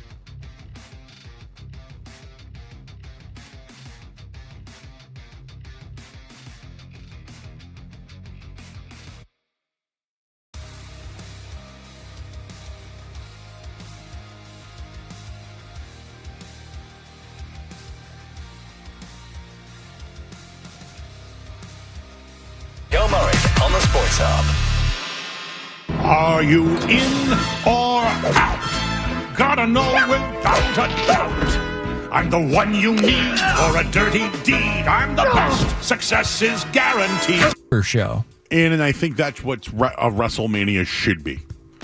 It should be WWE, AEW, Impact Wrestling, or TNA, whatever they call it now, in New Japan. Imagine if you could get the top performers from each going at it. I'm in on it, but I'm telling you, it's not going to happen because of creative control. In WWE, there really isn't much creative control, where AEW needed to get talent, so they had to give some creative control. For example, Mercedes Moné, Sasha Banks, she has creative control. So if she doesn't want to drop a title, she's not dropping the title. So, I mean, do you want Mercedes Moné versus Jade Cargill? Well, who would be able to make the decision on who wins? Mercedes Moné, my close friend after my trip to Chicago. You took a flight with her, I believe. Yes, very nice. I just tried not to bother her, basically. Yeah, she was going to Chicago that night. Yes, yeah. We were sitting, a couple. I didn't know who she was. I texted you. You were like, I'm pretty sure this who it is. We got off the plane. All I said was, "Hey, are you?" I think Sasha Banks used to be her name. Yeah. I said, "Hey, are you Sasha Banks?" She said, "Yep." I said, "All right, that's pretty cool." And that was that. That was our conversation. I've met her twice, and she just mentioned Kowloon when she saw me. It's always the Kowloon. That's right. Always. I'm in on this, and I'd love it to happen. There's too many. Like, could John Moxley take on Roman Reigns? Too much red tape. I just don't know. Yeah. Exactly. All right, Joe. Well, since Kowloon was mentioned, let's head to the food in or outs for tonight. Always see these floating around Twitter, new food items. So 2 I saw today. The first one being Kit Kat cereal. Now, Joe, I don't really know if we've never really gotten to cereal discussion on the show. I don't know if you're a cereal guy, but yeah. Kit Kat cereal. Are you in or out? Well, are they actual Kit Kats or are they cereal versions of it? So it looks like a cereal version. It looks like kind of like they almost look like Wheat Thins, but they're like chocolate, like Wheat Thins. It kind of looks like. I'm out on wheat. Well, it's probably not wheat, but like, yeah, it's Kit Kat breakfast cereal. All right, it says taste of milk, chocolate, and wafer. So maybe it is a wafer. I would try it. I'd prefer the Kit Kat McDonald's McFlurry thing. I don't know if I want a Kit Kat for breakfast, but I'm in on it. I mean, I'd try anything once. Well, Joe, would you try anything? Because I put this in Slack earlier today, and you said you'd have to think about it. And that is one Mountain Dew key lime pie ice cream. So, Joe Murray, are you in or out on Mountain Dew key lime pie ice cream? There's a lot going on there. There is a lot going on there. Oh, back in my soda days, bro. Mountain Dew guy? I did the Dew. The Dew never did it for me. I did the Red Dew, the Dew. Baja Blast. Oh, Baja. I'm telling you, though, if they froze that thing, it would probably be really good. So I'm in, but there's a lot. Key lime pie and Mountain Dew. It's a lot. Did you ever see Christmas Vacation, National Lampoons? You know the Jell-O that they, it reminds me of that. A little too much going on. like that's what they wrapped up. Grandma wrapped up, and Uncle loved it, right? And then like the cat stuff was in there. Oh, I would try it, and I'm in. Why not? And a lot going on, though. Joe Murray will try anything once. Except for salad. I did try salad a couple of times. Not for you. It's not for me. All right, Joe, we mentioned the Olympics earlier on in the show. And, well, the IOC has passed a bill, I guess it would be called, to allow esports into the Olympics. So in the future, we will be getting esports at the Olympics. Joe, are you in or out on the esports Olympics? Well, this week I've gotten into what is an athlete and what is not. I heard a little bit about this. Josh Fowler from NBC Sports Boston was having a lot of fun with this one. Basically, everybody is an athlete besides sports radio hosts. I heard that you were a very pro athlete in this case, that everyone is an athlete. Mailman, trash men. Bobby UPS. Fischer, like chess player, Yes, athlete. Yeah. Mathletes, yes. Oof. Esports athletes. So it was like a NASCAR, Jeff Gordon, he's an athlete? Jeff Gordon's an athlete. Okay. Michael Waltrip, you got to see. Athlete? He's an athlete. All right. Not disputing, just trying to clarify. Esports, huh? Losers playing video games, definitely not athletes. Out. So you're not going to sit down. What if it was like Tetris or like Pac-Man? Would you watch like Team USA play Canada in a Pac-Man championship? We get Billy Mitchell out there. What's Billy Mitchell doing these days? A Tetris championship would be something. Athlete or no?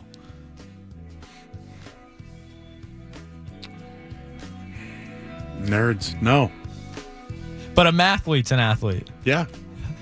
They put the spelling bees on ESPN. This logic, I don't know if I'm following. I don't either. All I know is if I can see the spelling bee on ESPN, it's a sports network, right? The Ocho, if it's on the Ocho. I guess esports has been on. You're gonna tell me these like the guys playing like the beanbag toss, the cornhole, whatever you want to call it. That's on ESPN, right? Sometimes. I will be honest with you.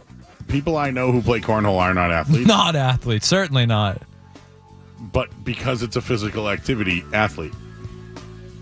I think you can do something athletic without being an athlete. Yeah, like Tom Brady. Or John Daly. Yeah. By the way, out on lists. These top 100 lists or top 25. Oh, you missed that conversation. Those lists suck. Not a fan of LeBron being higher than Brady? Can I give you another?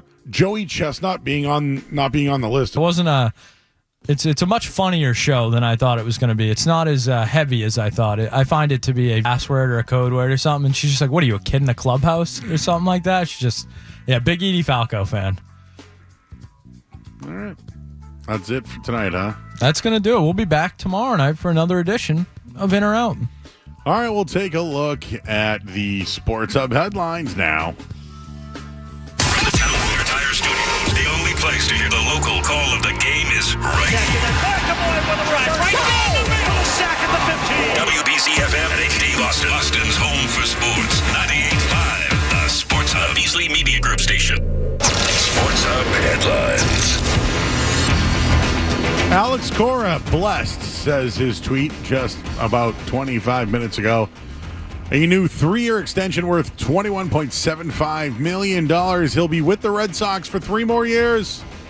They came to an agreement today before their 20-7 loss against Colorado. They're off tomorrow. They take on the New York Yankees with 1.5 games back out of a playoff spot. Patriots camp opened up today. The reps were split at quarterback between Jacoby Brissett and Drake May. I call it 50-50 Brissett. Matthew Judon spoke, said he wants a new deal still, and, has watched other guys get paid and wants to know when he has his turn. Other NFL news, CeeDee Lamb not reporting to Dallas. Brandon Ayuk and Trent Williams not reporting to the 49ers camp.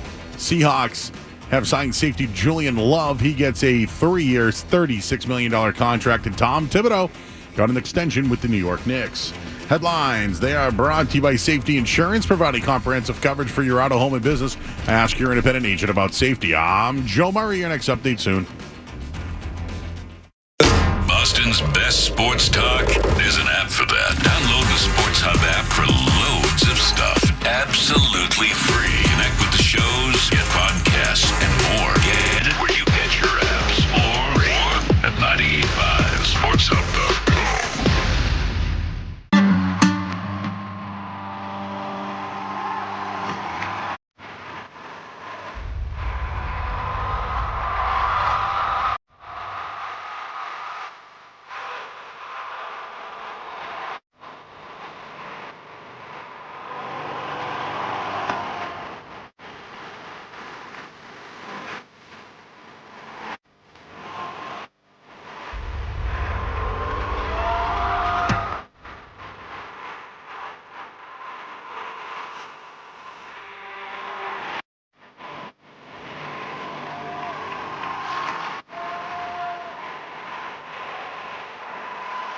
Back here at 98.5 in Sports.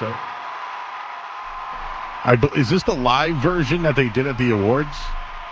Bradley Cooper's got it. So doesn't Lady Gaga. Woo! I have done this karaoke before at the Lotus, of all places, in Milford, Massachusetts. Ain't it hard being so hardcore, she says. It is. It is very hard being hardcore. We're going to talk to Chris Hatfield coming up in a little bit. He's from Sox Prospects. But Jack is in Worcester. Hey, Jack. Hey, Joe. I want to push back on what you're saying about Joey Chestnut being a athlete.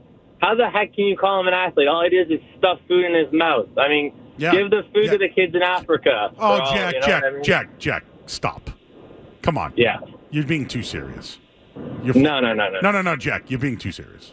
I know there's starving people in the world, but come on. We're talking about a competitive eater which is an actual talent. Free to bet, right? Is this what we're doing right now? You know, the Patriots Super Bowl shirts that they didn't win, right? Is this where we're going with it? It's all Joey Chestnut's fault. He stuffs his face. It's an actual physical activity. I stuff my face, and it's not a physical activity. Get it?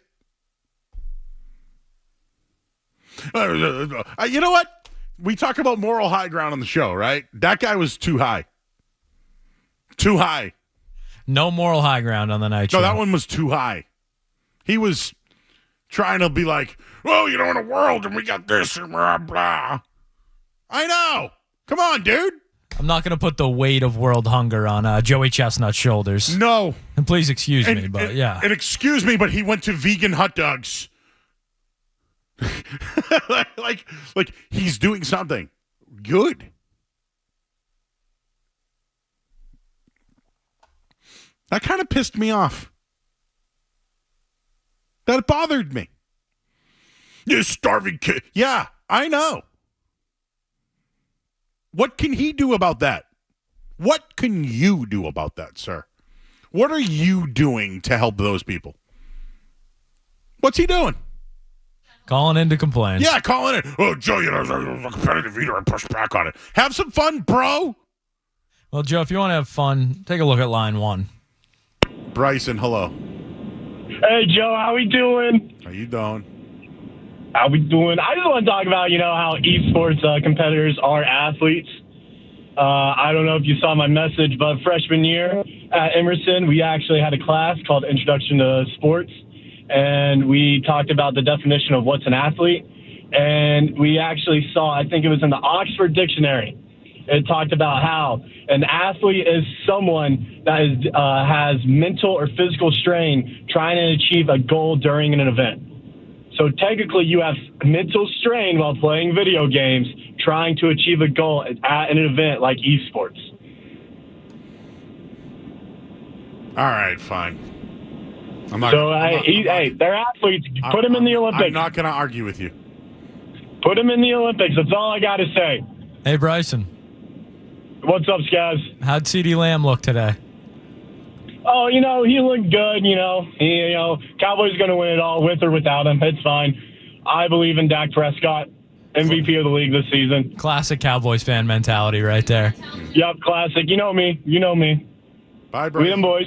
Thank you. All right, see you, Joe. All right. Bryson's voice sounds like his voice is getting deeper. He's growing up. Emerson baseball team season's over. Bryson's enjoying his summer. Still checking in though. Got to respect that. Do you ever remember the Sarah McLachlan commercial? I feel bad because Chris Hatfield. I told him 9:20, and he'll have to understand. But you ever see the Save the Dogs? And it's always I will remember. We played it the other night for the Oscar Mayer mobile. Yeah. Oh, you did? Yes. We played that song because we lost the Oscar Mayer mobile. I am sorry for the people that are starving in the world. I apologize, but it's not my fault. And I'm not sorry. We have to go to break because We have Chris Hatfield from Sox Prospects coming up next here on 98.5 The Sports Hub. More Joe Murray coming up on the Sports Hub.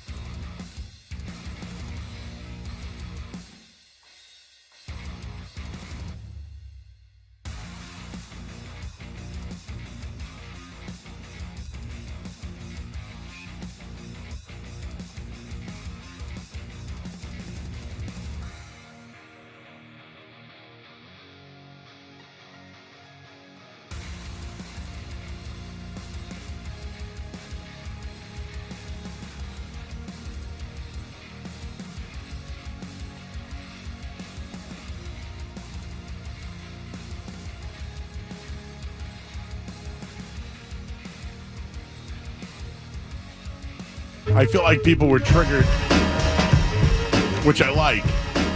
I like that. A lot of stuff happened today. Of course, Patriots camp.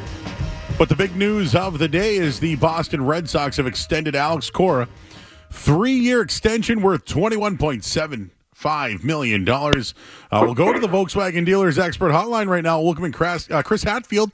He is from SoxProspects.com. Chris, how you doing, my man? Long time. I'm doing great. I remember we used to do this over All-Star Weekend, and I guess we're a week late this year, but better late than never. It's always a pleasure, Joey. What a day, though. Who would have thought?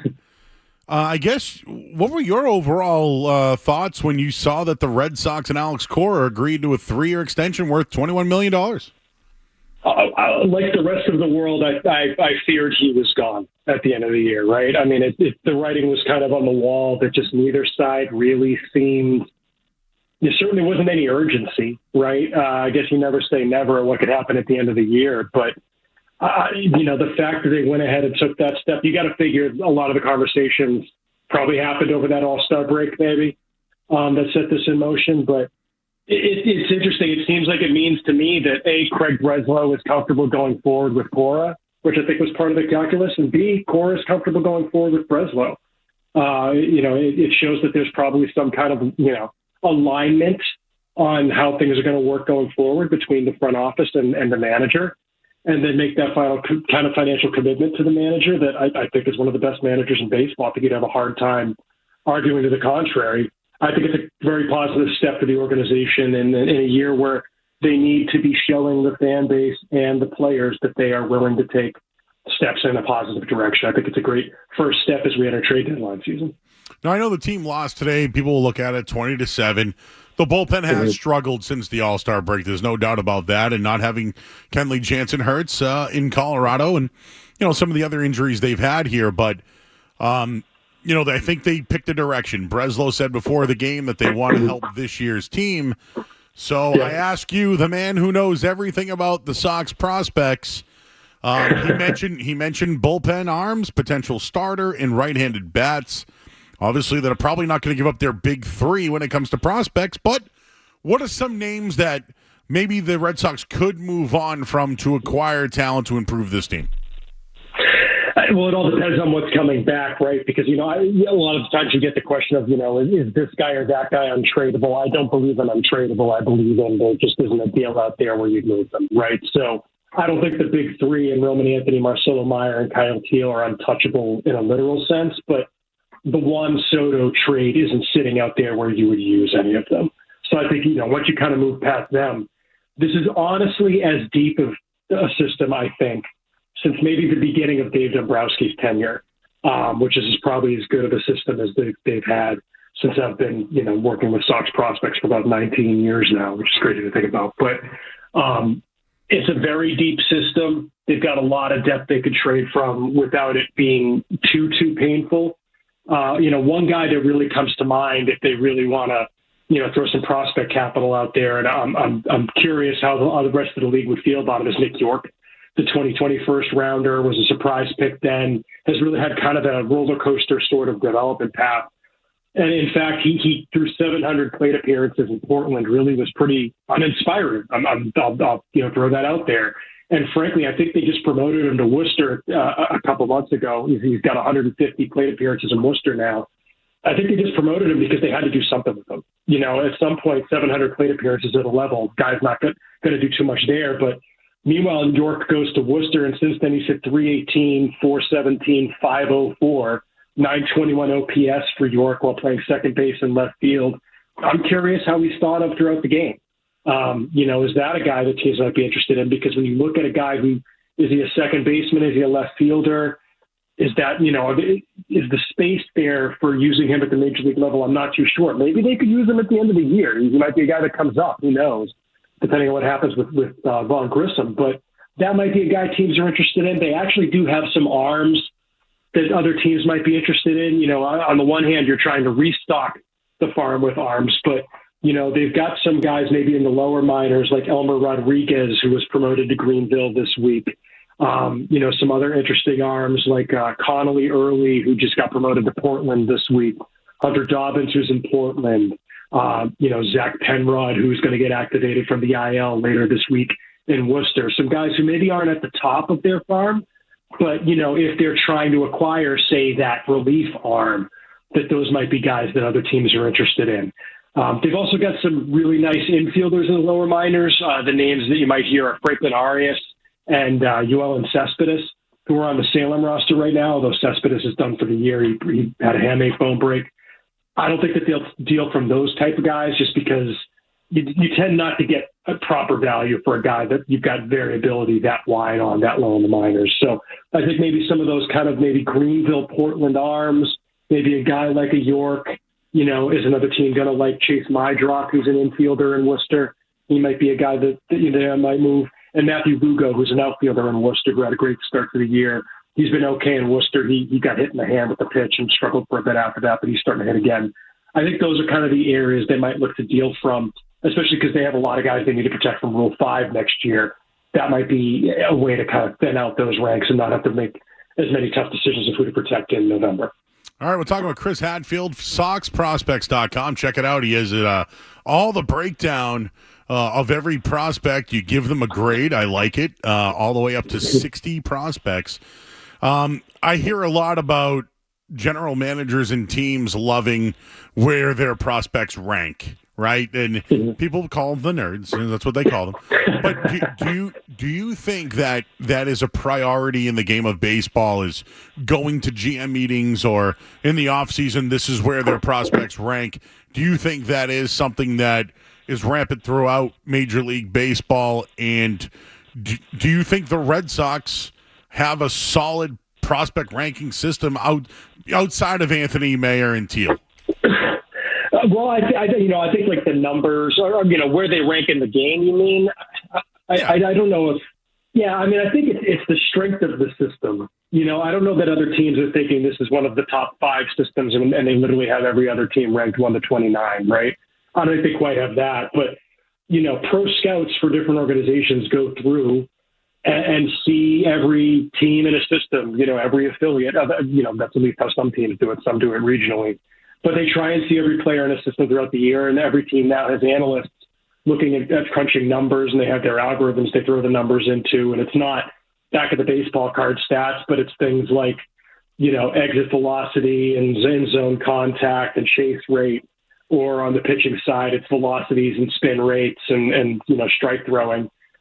And they're crunching those numbers to see what they think of systems. And I think, or GMs want their teams to be as well stocked as possible, right? Both to help the major league club directly by calling guys up and by, using those players as trade capital. Because look, prospects have value now, right? Roman Anthony has a value right now. Kyle Teal has a value right now. Just like a guy, number 60 on our list is Austin Ehrlicher, a right-hander in Salem. He's got value right now. It's what another team will give you for him in the trade. May not be a lot, but they've got value at this present moment. And that's one thing, we talk about Dombrowski that he was great at, is maximizing present value of guys that he was trading to get value for the current club. I think organizations are interested in stocking the system as well as possible for those reasons. I don't know that they're sweating, being 4th versus 7th in the Baseball Americas rankings. I think it's more just how are we thought of throughout the game? Do we have players that other teams like? And other teams are going to have different rankings, 1 to 30 in the system of guys they like versus what we have or any other outlet has, based on what they're seeing and what their, stat guys are telling them. So I think that's the perception and how they can use the farm system that teams care about. All right, and obviously the MLB draft just happened. Talk about some of the guys that the Red Sox selected and who could make an impact. Sure. Well, the big ticket, the Red Sox, yet again, it seems, had a guy slip to them at their first-round pick at 12 overall, outfielder Braden Montgomery out of Texas A&M. He was a consensus top 10 guy, and before he actually, in the super regionals of the NCAA tournament, had a pretty gruesome broken ankle that took him out of the NCAA tournament for A&M. But there were whispers that he was going to go 4th overall. I believe that was Oakland that was picking there. He was getting slotted to there, and then when he got hurt, the teams in the top 10 got scared off a little bit. But I think the Red Sox were really happy that he slid to them. I don't know that they expected him to be there. But, talking with Devin Pearson after the draft, when he was talking to the media, he said that he was a guy that they've been on for a long time, coming out of high school, and he went to Stanford for 2 years before transferring to A&M. he's going to either slide in fourth or fifth, probably in our rankings. Depending on if we put him in front of or behind Christian Campbell, who's an outfielder in Portland. He's really the big ticket draftee out of this year's draft. Other than that, the theme was really that this was a very college-heavy draft across the game, and the Red Sox are no exception. They didn't take their first high schooler until the 8th round. They actually drafted a two-way guy there, a starting pitcher and shortstop out of Georgia named Conrad Kaysen, who's pretty interesting, top 150-ish type guy who they're going to let develop on both sides of the ball. So he's pretty interesting. Other than that, a lot of college arms. I think you look at that and you got to think this is a Breslow Bailey and Justin Willard production trying to restock the pitching in the system. Every pitcher they took, Peyton Tolley out of TCU in the second round, Brandon Neely out of Florida in the third round, some guys they took later. They all have some kind of defining characteristic, be it, velocity or, impeccable control and command or a high spin rate sweeper. They've got something they can work with and they're like, well, if we can give him one other pitch or if we can give him a couple more miles per hour, he could develop into something more than he is. I think that's what the strategy was there with the arms. And the hitters they took, they took a couple guys, Zach Earhart, an outfielder out of Oklahoma State, Will Turner, an outfielder out of South Alabama, guys who, it seems like they're looking for guys who can control the bat, make good contact, and if they can add exit velocity. It's kind of the Christian Campbell plan with the way he's popped this year. And then, of course, the one that everybody's heard about, of course, in the 19th round, third baseman out of Miami-Dade Community College that some folks might have heard of, named D'Angelo Ortiz. I think folks may be familiar with his father. A guy who Devin Pearson said, look, this wasn't just a nepotism pick because he's Big Papi's kid. They think of him as a legit third base prospect. So we'll see how he develops. I think the fact they were comfortable drafting him into this organization where there's going to be a heck of a lot of eyes on him, that they were comfortable with, that he'd be able to do something and perform. And so we'll see where that goes. It was very interesting to see how some things stayed very much the same, but some things you could see tweaked a little bit differently under the Craig Breslow regime. And we'll see how that goes when they sign these guys. The signing deadline is next Wednesday, I believe. So they're all going to go down to Fort Myers, and we'll see where it goes from there with how these guys debut. Most of them probably next year. And who do you think fans will see first, Anthony Mayer or Kyle Teal? I think it's going to depend what they need at the major league level, which I know is an unsatisfying answer. I think Meyer and Teal are probably going to be the first two to go to Worcester if they don't all three get promoted at once, which I think is on the table. If you told me that Meyer and Teal go up, in a week or two to Worcester, I believe it. Honestly, all three, I believe it. I think that they've got room for them on the roster. From there, it's just kind of like, what do they need at the major league level? Because that's really what drives it. Does Connor Wong get hurt? Right. Okay. That could change things. Does, Cedon Rafaela maybe get hurt or something? I mean, Lord knows you'd love to keep him in center. Maybe that's the opening for Meyer. Who knows? So I think that'll be what drives it. I think Anthony, just because of his age, Teal's 22, Meyer's 21, Anthony's still 20. I think just because of age, Teal and Meyer maybe are a little bit in the lead on Anthony. But again, and of course, the fact that the outfield is pretty stocked at the major league level compared to maybe the infield and catcher if something were to happen to Wong. So my money would probably be on Meyer, but if it winds up being Teal, wouldn't surprise me. Could even be Anthony if something happens a little wonky. But I think that's kind of how they're stacking up right now. But it's neck and neck coming around that final turn is maybe the way to look at it. All right, if you love learning about the Sox prospects, check out SoxProspects.com. He's Chris Hatfield. Does an excellent job covering them now for 19 years. We'll be going on 20 next year. Chris, excellent job, and we'll see what they're going to do. Today they said they're going to pick a direction. They're going to improve this year's team. So let's see what those ratings are after the trade deadline, man. It's going to be a very fun deadline. They've got a lot of capital to use, and I think this is a team that I'm glad they chose to go this way. It's a team that does justify an investment, I think, the last 6 days notwithstanding. You got it. He's Chris Hatfield. Check him out, SoxProspects.com. Chris, appreciate you taking a few minutes, man, and we'll do it again down the line. Let's do it. Appreciate it, man. Take care. You got it. Chris Hatfield, everybody, check him out, SoxProspects.com. They do an excellent job breaking down all the analytics and all the rankings for your prospects. So let's get to the headlines here. I'm Joe Murray. Sports Hub headline.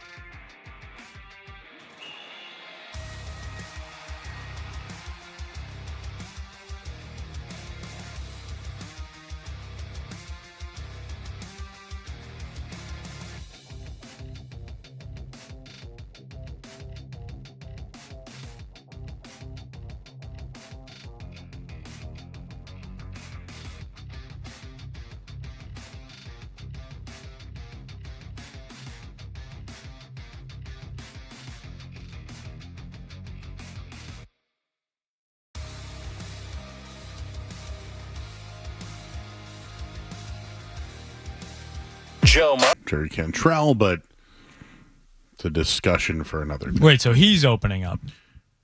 Candlebox, Jerry Cantrell, Bush. It's a threefer. Where at? That place in the Seaport. Oh, okay. Yeah, I like that place. Couldn't tell you the name of it. Yeah, they feel like it changes all the time. But that's a good spot. I like to park at Del Frisco's, get the old valet, go up for a drink, and then walk down. At the deli right over there. There you go. What else is going on, Skaz? Is the Olympics already start, by the way? Opening ceremonies are Friday, but there were rugby sevens and soccer games today. I'm watching USA lose right now to France. Yes, they lost 3-0. Oh, they already lost. Yes, 3-0. yeah. 3-0. 3-0. My apologies. Thank you. Troop told me that years ago. It's the manager, not the coach.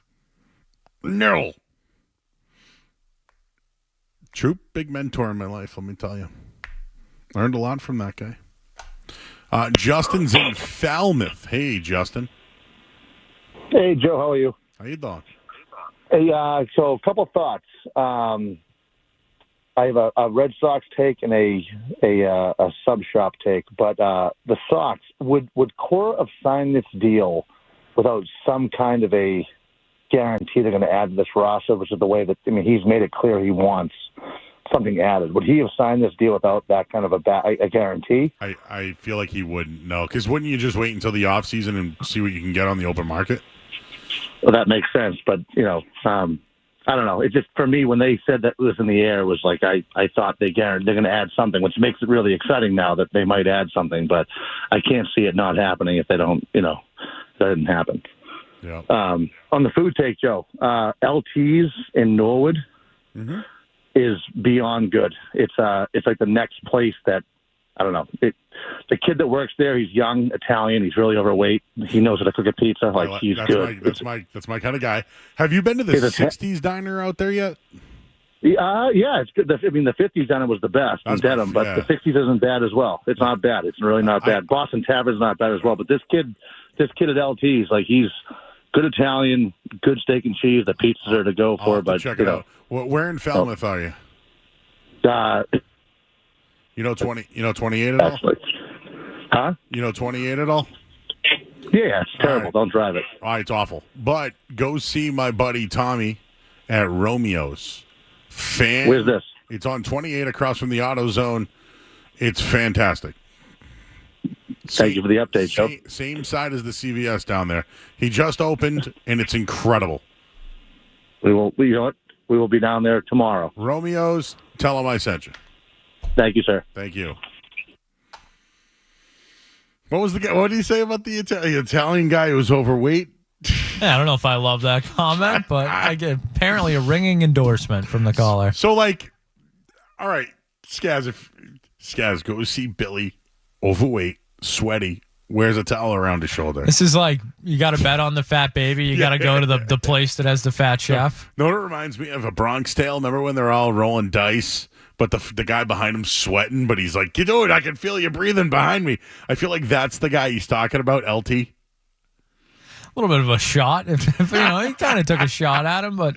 And they put him in the fridge? It seemed like he meant well. All right, let's go to break. Musings next, and I have a lot of them. So we will do that next here on 98.5 The Sports Hub. You're listening to Joe Murray on 98.5. You're listening to...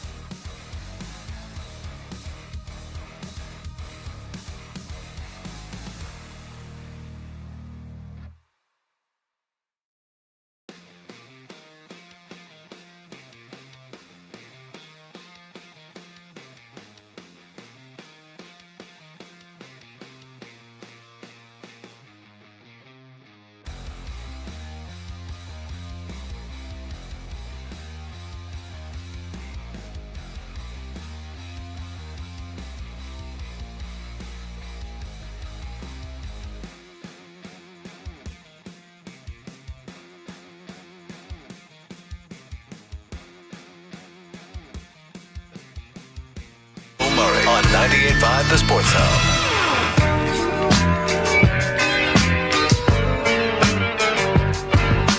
You want a random take? Murray's got all sorts on stuff in the world unrelated to sports. So sit back, relax, and get your mind in the game and listen to the words of a grown man complaining. Murray's music. Then they give you mustard as well. And when someone puts the teaspoons of mustard in my duck sauce. I think that's fair. Or mustard duck sauce.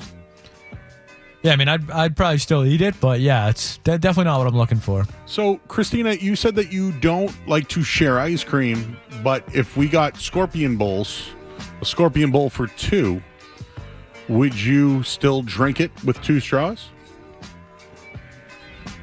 Yes. She says yes. So, but you're out on ice cream with 2 spoons. Yeah, out on that. Ice cream is a one-person meal. Christina, watching her and not hearing her is the funniest thing. There's a lot of hand motions going back and forth. Are you Italian? Yes. Greek, Irish, Italian. Yeah. I can tell what she's saying, and I don't have to hear it. Which is kind of funny because people on the radio obviously can't see it, but I'm laughing. All right. We might have a fart. But we'll save that for a little bit. College football starting up. I've done 2 podcasts so far with Dan Lifshatz, which we haven't posted yet. I saw Lifshatz yesterday. He was in the building here. We did the MAC conference and the Sun Belt. Oh, yeah. 14 teams in the Sun Belt, let me tell you. Loaded. The loaded Sun Belt. Oh, yeah. Well, UCLA is moving from the Pac-12 to the Big Ten, and they have a new head coach. His name is Deshaun Foster. He was a star player at UCLA, went on to the NFL. Well, he was introduced today at Big Ten Media Day, and this was his opening statement. Coach Foster, welcome to the Big Ten. We'll begin with your opening statement. How you guys doing? I'm happy to be here. Glad to be a part of this great conference. Finally putting 2 great emblems together, UCLA and the Big Ten. We're a school that's won, 123 championships, so this fits us being right in this conference. Football-wise, we're just excited. I'm sure you guys don't know too much about UCLA, but our football program, but we're in LA.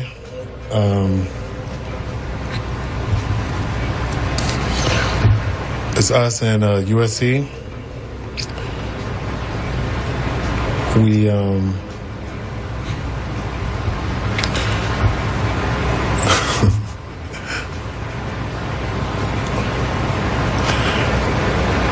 I'm just basically excited, really. That's it. Any questions? In a second. UCLA is on automatic fade this year. Any questions? Lady Gaga's got more rah, rah, rah, rah, rah than Deshaun Foster. People don't know a lot about UCLA. We're in LA. I think the biggest red flag in that is that they say, hey, opening statement, go ahead. And he starts with, how you guys doing? No, it's not about us. How are you doing? Tell us about UCLA. Love him just being like, yeah, UCLA, probably don't know much about our football team. Oh, no, dude, if you play it from the part where he says a lot about us, we're in LA, that like right where he says we're in LA, listen to how long the pause was in the oh bleep moment that happened. We're in LA.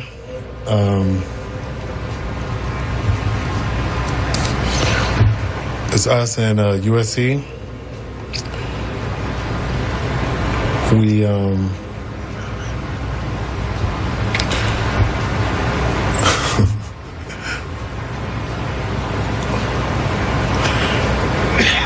I'm just basically excited, really. That's it. Yeah, me too, man. Any questions? Yeah, me too. Chip Kelly got left for that. That's why Chip Kelly left. Chip Kelly got bailed out of UCLA to go to where? Ohio State? Is that where he ended up when Bill O'Brien left? Good for him. Doom. I'm sorry, UCLA. That's Joe. doom. Apparently, you're not the only one that's fading UCLA because I believe there was line movement already. Oh, yes. The Hawaii line. Their week 1 game. Week 0. It might be week 0 against Hawaii, which has been somewhat of a tradition like on any other. But, the line went from 13 to, I believe, 12.5 already. Just off that press conference. Their boosters can't be too happy about that one. Tommy Chang ain't saying that up in Hawaii right now. He's like, aloha and mahalo. I miss those Hawaii teams. Tommy Chang, Colt Brennan, those guys just slinging the ball. I was friendly with Colt Brennan, rest in peace. Sad story. Just legendary college quarterbacks. Man. Played at Worcester Academy. And then went to Colorado, got kicked out. And then had to go to Hawaii. Set records, yeah. We'll play the fart in a minute here, but you've heard of cocaine bear, right? Have you ever heard of cocaine shark? Now, yesterday, I believe everyone's talked about this already, so I'm not telling you anything, but in Plymouth yesterday, a whale jumped on a boat. I don't know. I don't think the whale did anything like maliciously. I think it just jumped and hit the boat. I have the Webbers, who I love, out of Dover, New Hampshire. They own a boat. I've gone out on their boat, and we drive through the Pasquatic River, whatever they call it, and we go through Portsmouth all the time. So I'm very familiar with that area. To me, it's too shallow for a whale, but I guess it's not. Anyways, where I'm going with this is, you've heard of cocaine bear. Well, in Brazil, more than a dozen sharks have tested positive for cocaine, elevating concerns that the open waters in the area are being contaminated with drugs. What the hell would this be Sharknado? Like, what? Is it weird that I want to see a shark on cocaine? If I'm on land, maybe. I don't know. I don't think I want to be in a boat when that happens. I get it. It's wildlife. I love. Okay, I get it. Everybody. Okay, just like the people that are starving in Africa, leave me alone. Wouldn't it be cool to see a shark on cocaine? What do you think it would do? Would it jump out of the water? Give me that for Shark Week. Give me that for Shark Week to more important things like farts. I have not heard this yet. It's been curated by Christina and Skaz. So, to our listening audience and to our friends watching on YouTube, is it a fart or is it not? This tonight, live on national television. Fart or not, let's hear it. Bring home Americans being unjustly detained all around the world. You know, we've come so far. I heard it. I heard it. I heard it. All around the world.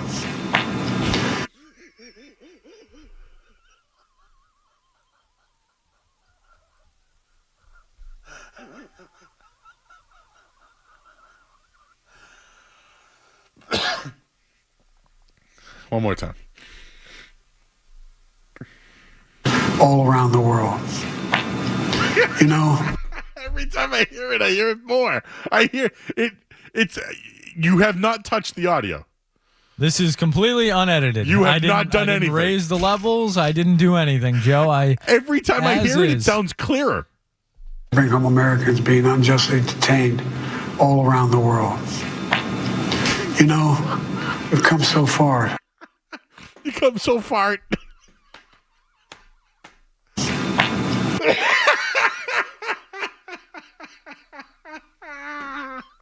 This is unedited. Give it to me again. All around the world. Can you just highlight the fart and just replay it a couple of times?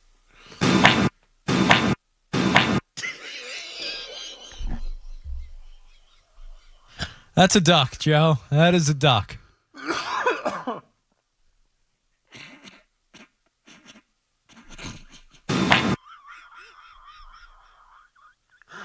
Now, Joe, I'll be honest, I was unsure of this beforehand when I first heard the audio, but now that we have played it over the air and I'm hearing it clearly through the audio system, that seems like it's tough to deny. The evidence is what it is. No politics involved. That's just the hardcore evidence right there. It has nothing to do with politics. No, if we see a fart, we have to. No bias is here. I don't care if it's the president or if it's the Angels. I don't.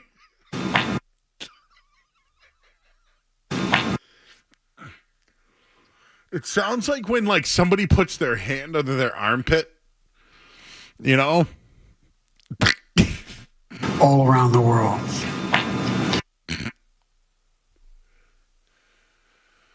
Oh, my belly hurts from laughing. I need a slow-mo. Can we get a slow-mo? Oh. I'll have to try and slow it down. That sounded like a duck.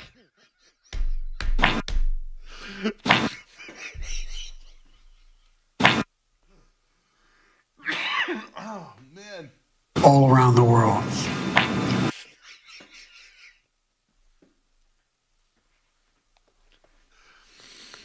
Yeah, farts are funny. There's no way around it.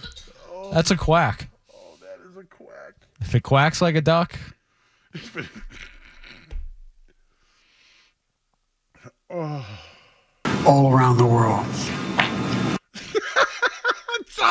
It sounds more clear every single time. How does it sound more like a fart every time we play it? I wasn't expecting that. I was not. Again, this the best part about the farts is that I haven't heard them. But I sent that to you. I go, hey, dude, will you vet this one out for me? That was wet. All around the world.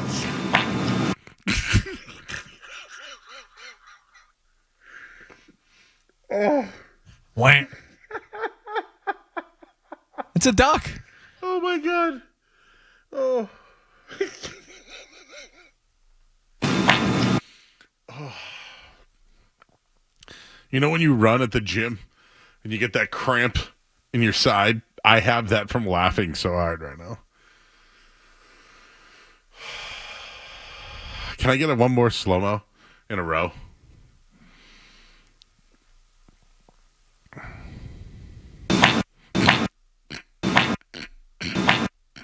All around the world.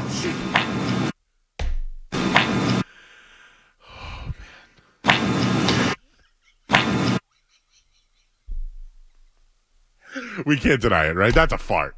That is a wet one. That is a wetty. Do you think he's wearing slacks? I'm out. I'm out of the combo, Joe. You're not getting anything out of me. I just play the fart sounds, Joe. That's it. Oh, my God. Well, if you think I'm childish or Skaz is childish or Christina is childish. You are correct. You are correct.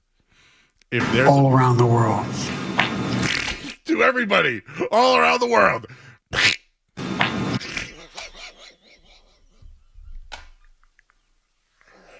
Oh, my God.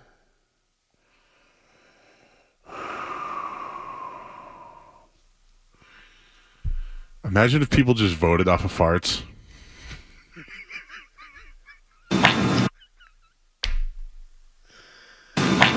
Oh, man.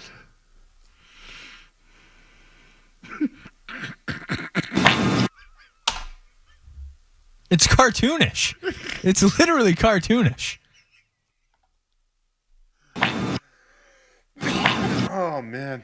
All around the world. All around the world. Can't stop.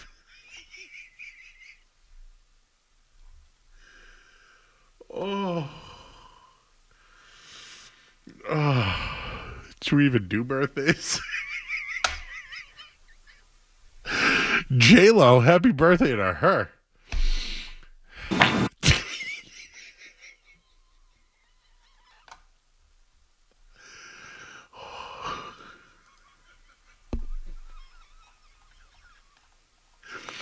Quack, quack, quack, Mr. Duck.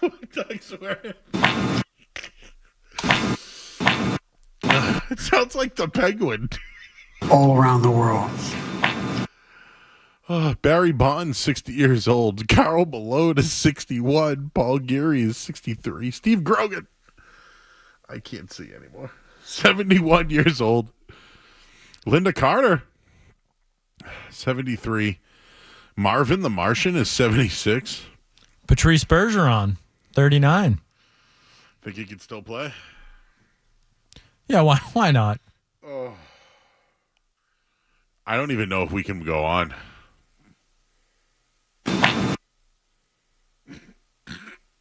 We have to we need to that needs to be something we use all around the world. All around the world. What does Einbein's leg sound like? I need a side-by-side comparison. I got to go to break. What do we have the headlines, right? We got to do that. Just give it to me one more time, please. All around the world.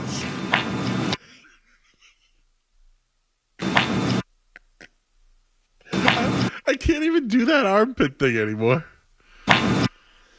Oh, man. All right, we got to get to the headlines here on 98.5 The Sports Hub. From the Town Fair Tire Studio, the Celtics, the Patriots, the Bruins, and the Revolution play here. WBC-FM and HD Boston 98.5 The Sports Hub, a Beasley Media Group station. Sports Hub headlines. I'll talk about some leakage.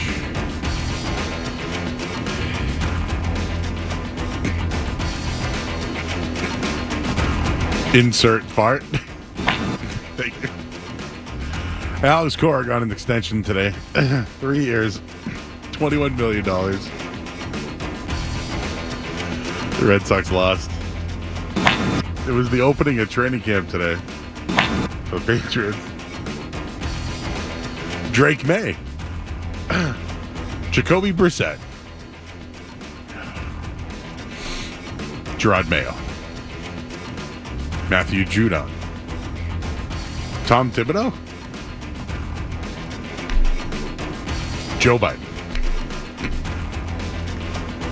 I'm Joe Murray. Headlines, they are brought to you by Safety Insurance, providing comprehensive coverage for your auto, home, and your business. I'm Joe Murray here on 98.5 This Morning. This is Jaylen Brown. Jaylen Brown turns the corner. Finger roll is up and good. Scoring in the back. This is home of the Boston Celtics. 98.5 The Sports Hub.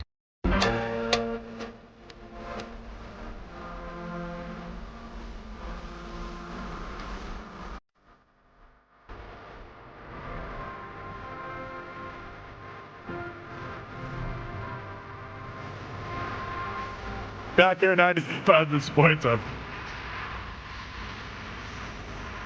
Doesn't sound like a fart at all, but okay, says Twitter Fingers. Jeff Bellevue. Oh, good God, that is not a fart. That's a reason to find a trash can. This dolphin is definitely on cocaine. Maybe the whales are on coke and the boat attacks. I'm out on the ocean. What did the chat say? That was a perfect update. Thank you. Leakage in the ninth? That's disgusting. Scratch and sniff? Pink eye? J-Lo's farts smell like roses? Farting worldwide. Do you dare to fart, Joe? Do it. I did not have this on my bingo card. Joe is very happy. He's wearing Depends. That is what they call a half poop, half fart.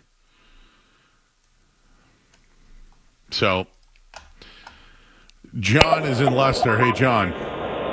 Hey, Joe, I don't know if you realize, but when you take a deep breath in because you're trying to hold that laughter back, and then the first thing you do is go, it sounds identical to the fart. So I'm sitting here holding my laughter back, and all of a sudden you go, and it sounds identical to the fart. So I just wanted to let you know you're just contributing to all this that you're getting. Did you enjoy it? Oh, I mean, we're talking farts right now, so I'm enjoying my life as hell. Like, I'm driving home from a date that didn't go well, and you made it much better. Oh, where'd you go? Calabria and Millbury. Millbury. Okay, Leicester. I know Leicester very well. Yeah, I call from Leicester just because it comes up. I live in Worcester now, but, I don't know all the good spots here. You wanted to be highbrow. Exactly. Yeah. You know, the movie... is the movie theater still open in Leicester? The drive-ins? Yeah, it's still there. But no, I went, actually, it's funny you said that. I went and saw Twister today at Blackstone. That was a good part of the day because it was silent, but...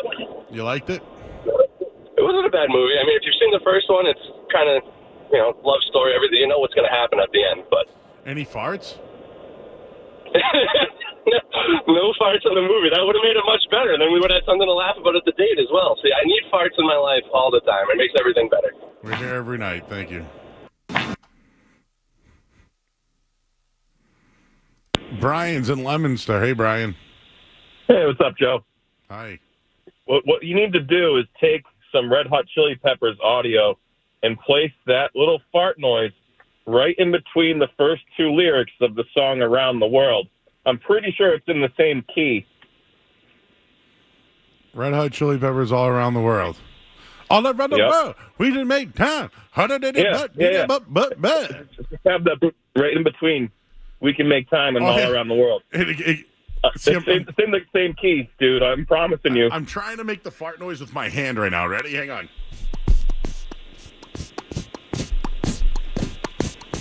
No, not good enough, right? We need the audio spike. You guys have all the technology in the world. You're letting all of us down. Yeah, but I'm freestyling here. I'm not. This is. You know what I mean? I don't need. I'm not like those performers who need producers.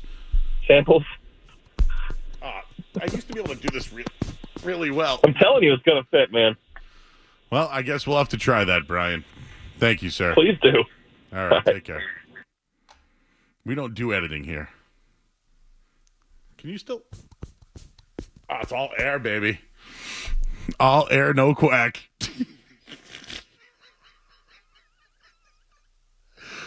I laughed so hard. I am crying. Maybe it wasn't that funny, but you know what? I'm childish. And I enjoy funny things. I mean, Alex Cora's got a new extension. Football season started today, right? I mean, the NBA's got a new deal. The Olympics are starting on Friday. There is a lot to talk about. But I can't get it. That's why that was a fart. That's a real fart. I can see Skaz curating something in the back. Shane is in Rhode Island. Hey, Shane. Oh, my God. You can't put me on now. I didn't even think of what I was going to say. What'd you want to say? Talking about fart. I don't know. Was it a fart or not? I think it was a fart. Yeah. But I was also thinking about Chinese food that I got tonight, and then you're talking about farts, and you're talking about the Woosop game. What'd you get for Chinese tonight? I got some sushi roll. It was really good, and some crab rangoon. Do you get dipping sauces for your sushi? They gave us one. I dipped it in once, and I actually did the chopsticks really good tonight. Oh, okay. Yeah, okay. Did you learn on your own, or were you taught how to chop? Yeah, someone told me hold it like a pencil on top and then keep it stable on the bottom. Okay, pencil. And I kind of did it good. On top. Okay. All right. And, yeah. And you got crab rangoons. Are there any? Is there actual crab in it, or just cheese? No, it was just the cheese, And then we got, a scorpion bowl. I think you were talking about that before, too. Scorpion bowl for one or two? Just for one, but we shared it because we didn't want to get that drunk. 2 straws, 1 cup. Yeah, 2 straws, 1 cup. That's And right. Who drank the vodka in the middle? Oh, she did. Good for her. And now she's sleeping. And now you're calling the show. That's right. Do you enjoy the night show? But I just wanted to tell you, I really enjoy watching you and interacting with you, and it's really fun for me. And shout out you too, Chad. Are you Prince Humperdinck? Yes, I am. Thank you for. I like You your know, name. Thank you. I like my name too. Did you miss me while I was gone? I really did. No joke. I appreciate that. And I check in on you during the day. I'm like, oh, I'm awake. Maybe Joe's on the midday show now. And I check in on you. Like, nope. Yeah, I really do appreciate it. I'm on nights tonight, tomorrow. I'm taking Friday off. And then I'll be back here all next week. That sounds good to me. And I'll be on Sunday live near Rhode Island at Gillette Stadium. For real? Oh, okay. Can you do the fart noise in your armpit? I can try to. Try it now. I used to be able to. Where am I going to put the phone? Hold up. Just do it. There you go. There it is. Did you hear it? It was a wet one.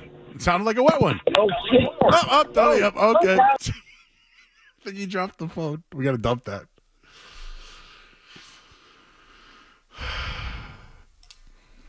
Does Cattles go late like I do? No, Christina was like, "Oh, is this when we went to the top of the hour?" She goes, "Is this commercial?" No, we're back on the Joe Show. This is the headlines. We already did headlines. Yes, at 10:15, she was like, "Should I put the screen up for a break?" I was like, "No." Oh no, it's headlines. No. Let's see what Steve in the truck has to say. Hi, Steve. Hey, Joe. How are you? How you doing? I'm good, thanks. Hey, listen, I only called for one quick thing. You know, you had a guy a couple callers ago talk about going to see the movie Twisters. Yeah. And I think you missed a great opportunity to make a joke about blowing wind. Yeah, but how many times have you ever told someone to blow it out their tube? Probably more than once, yeah. Yeah. Yeah. But I mean, like, you know,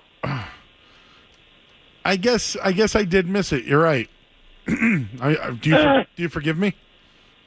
Joe, you're the best. I was so happy when you got this nighttime gig that I will definitely let it slide, if you know what I'm saying. Oh, wait, well, listen. I know how to let one slide, bro. What kind of truck do you drive? Nissan Titan. Nice. Do you ever smell your seat? No, that would be a little weird. Yeah, just curious if I never have either. I never have either. I know some people smell farts, so do they smell their seats? Yeah, no, that would be a little weird. That would be like an old dirty diaper to me, and I'm not interested. Do you in have that. the four? Is it a 4-door? Yeah, I got the 4-door. I got 2 kids, so I needed to get the 4-door. No, I love the Titan. It's a great truck. Yeah, I love it too. Yeah, man. All right, dude. Appreciate you, man. Thanks, buddy. Have a good night. All right, cool. Smell your seat. Hey, Danny, do you smell your passenger seat or driver's side seat? Not normally. Do you? You know, I have leather, so I don't think it smells. Yeah, I have leather too, but I'm driving right now up north to Maine, coming back from watching the Red Sox in Denver the last few days. Oh, how was that? It was good. Every time I go to these new parks, it amazes me how much nicer they are than Fenway. But Fenway's its own experience. What's the farts like? I learned something in Denver. Yeah, what's the farts like when the altitude's higher? So that's what I was calling about. Apparently, when you're up at altitude, your gas gets pretty active. And I witnessed it, and I wonder, brings up the question, who do you think is the biggest fart culprit on the Red Sox currently? I want to say Devers because he loves Chipotle. Devers is a good one. I look at this Dominic Smith guy, and he kind of screams farts to me.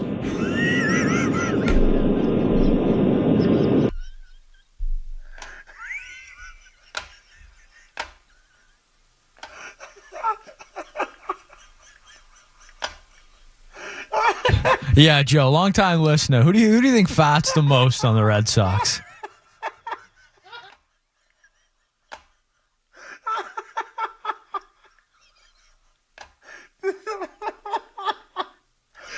We got to go to break. I'm Joe Murray here on 98.5 The Sports Hub. More Joe Murray.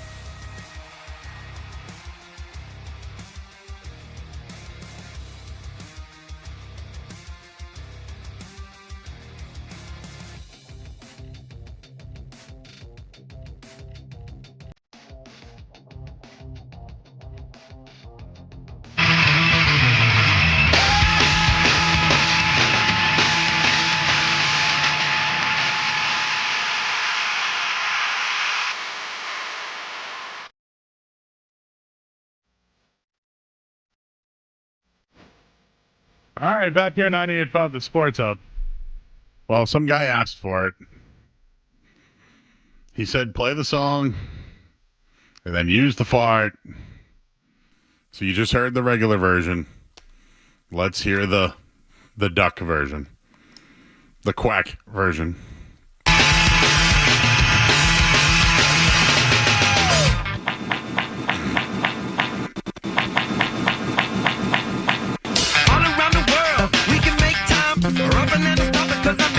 It reminds me of like playing Duck Hunt. I don't know why. Not my best work. A little tough to get it to perfectly time out, but I don't care. There's your for the person that requested that. There you go.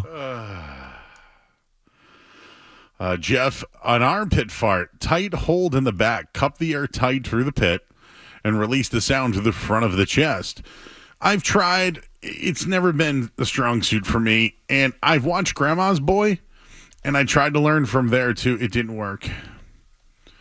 Mohsin Ali Saeed says, good one tonight, buddy. Thank you. Hey, boss, funny you mentioned the Sharks on the Discovery. Just did a show on the exact subject during Shark Week just a couple of weeks ago. Seriously, no joke. I assume you have HBO Max, so go check out the episode. It's on there. So you mean to tell me that they did cocaine sharks? I also believe John Cena is hosting Shark Week this year. Oh? So he's going to host Shark Week and then not retire from WWE for one whole year. Not sure Shark Week is live, but yes. Shark Week's kind of whack. Yeah, it's lost there. Someone asked if I smelled my own car seat. I don't because it's leather, but I spent a lot of years in the automotive business, and the way that a car smelled was very important. If somebody would...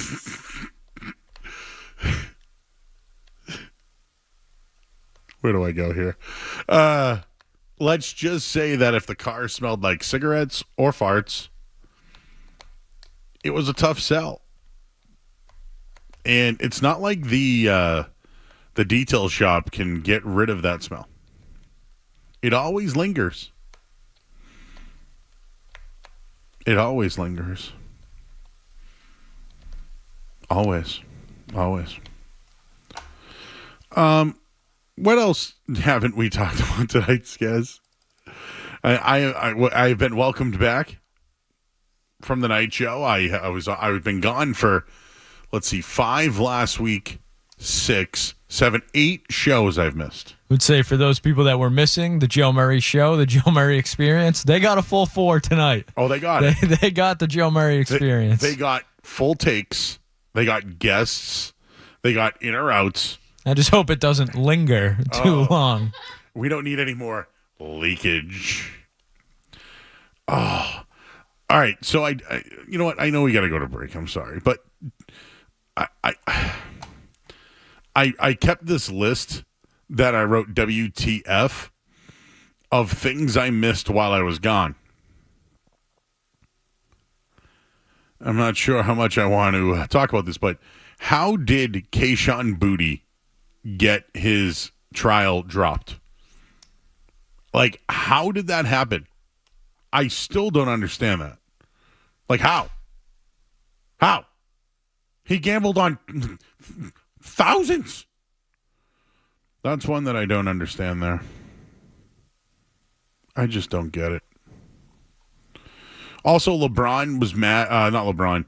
Jason Tatum was 11, and LeBron turned him down. And then he said to him, "Is that why you dunked on me?" I thought that was a nice little video. A little behind-the-scenes sneak peek. That was nice.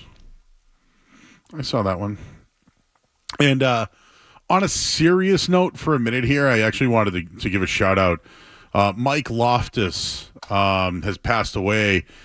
And I've had him on as a guest plenty of times. Whenever we go to Hockey Writers, we always went to him from the Patriot Ledger.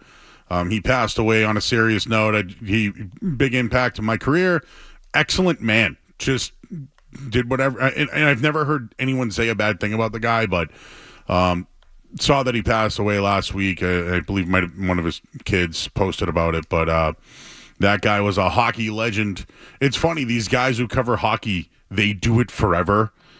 They're legends. We had Mick Colagio on recently. These guys just do it forever, but Mike was a really good dude, always took the time out to come on the show, and I was sad to hear about that, so I wanted to give him a shout-out. Yeah, I saw that. Just like you said, a legend in the area guy. I think I saw like 35, 40 years covering the team. And like you said, no one has anything even remotely close to a bad word to say about the guy. Just a great guy by all accounts that was super personable, super friendly, looked to help out younger guys. And in that business, that's unfortunately somewhat of a rare thing. So, yeah, a huge loss there. Just a really, really good guy who was with the Patriot Ledger for a long time.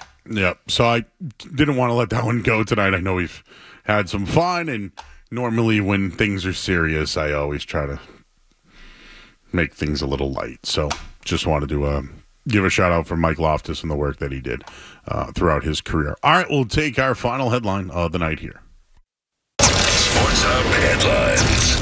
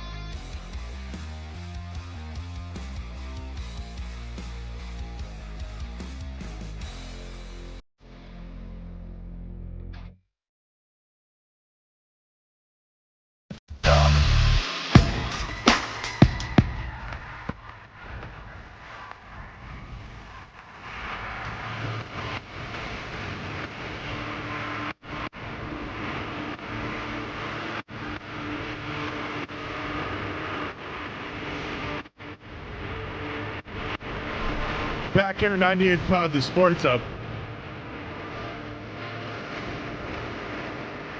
Just saw that In or Out Burger refuses to freeze, pre-package, or microwave their food. And they're considering opening a store in Massachusetts once it has patty making a facility within 300 miles of the state. You ever had In or Out Burger? I have. It's fine.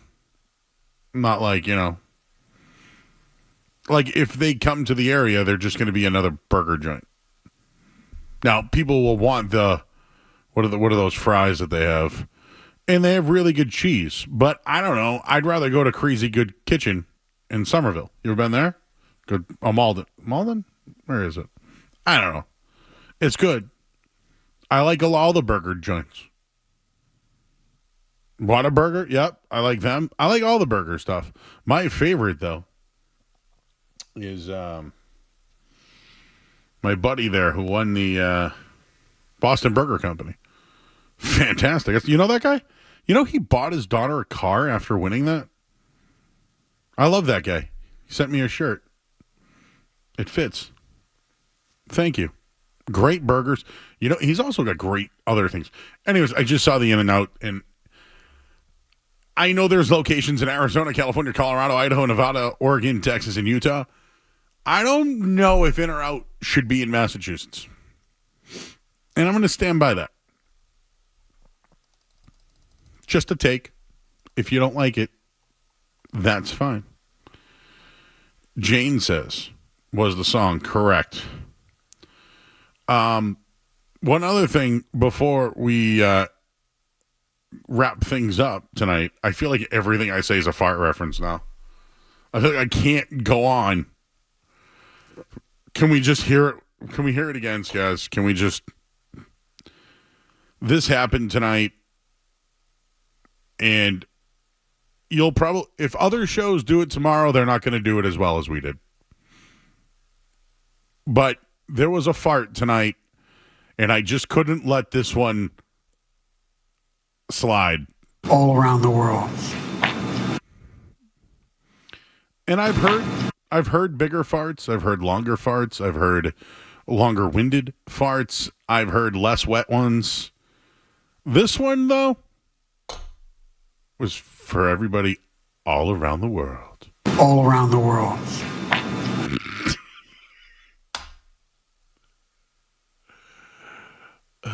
And I've been trying all night to do... Used to be able to do that back in the day. I don't know what happened. I just don't have the... I don't have it. It's good to have Joe back. He runs this late night. Thank you. KB. Shooter says truth. I haven't been on here at night in a long time, says Shooter. Wet farts are crazy. What else, guys? You got anything else, man? I think we should just go home. Alex Cora is back. And a shocker to everybody all around the world. I'm just, no matter what I say, it's fart pun related.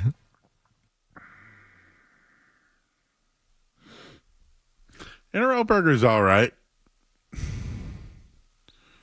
You know what one thing that makes me gassy more than anything else? Broccoli. Why? What is it about broccoli that makes things so gassy? You know what else too is cauliflower.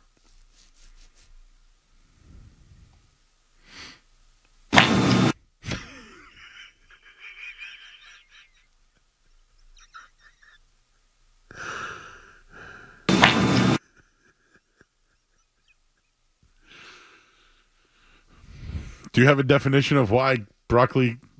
There's a sugar compound that is hard for your body to digest, I guess. So that's why, Joe. Making you a little gassy. Did you know that before you came here? No, Christina just Googled it. So when you do your big paper this week, because Christina has a big paper, What are you going to tell them that you learned about broccoli and how it makes you gassy? An educational program. What about not getting a lot of sleep? Does that make you gassy? What about like too much sleep? Do you ever eat before bed? Go to sleep, wake up, and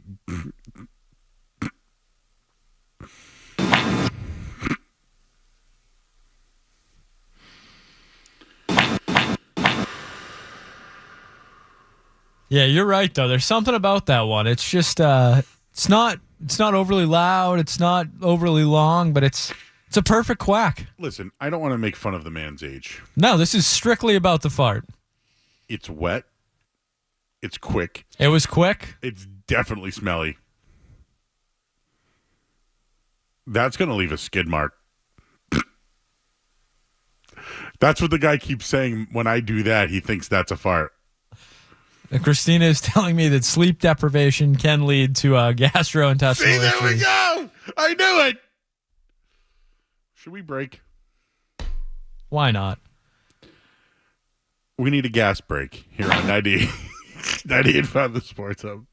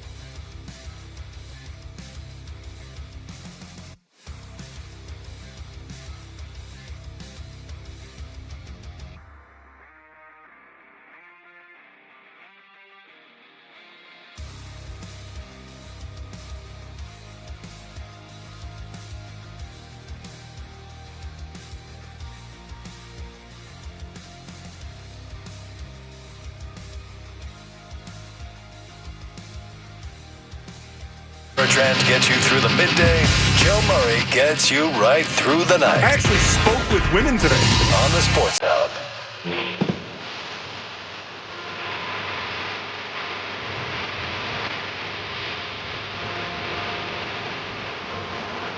All right. We're working on something potentially for next week as summer winds down. I wanted to share this story with Christina because I don't know if she knows about it, but sold couches a couple of years ago, maybe 2 or 3 years ago on Facebook Marketplace. Somebody came out and met us. I had to put the couches in their truck, which I didn't want to do. After I did that, the person goes, "Do you mind if I use your bathroom?" And I was like, "I don't know." We let them use it. They were in there for a little while. It was quick, and it was smelly. But what we found out was the person stole our air freshener. So therefore, you are only allowed to do number 2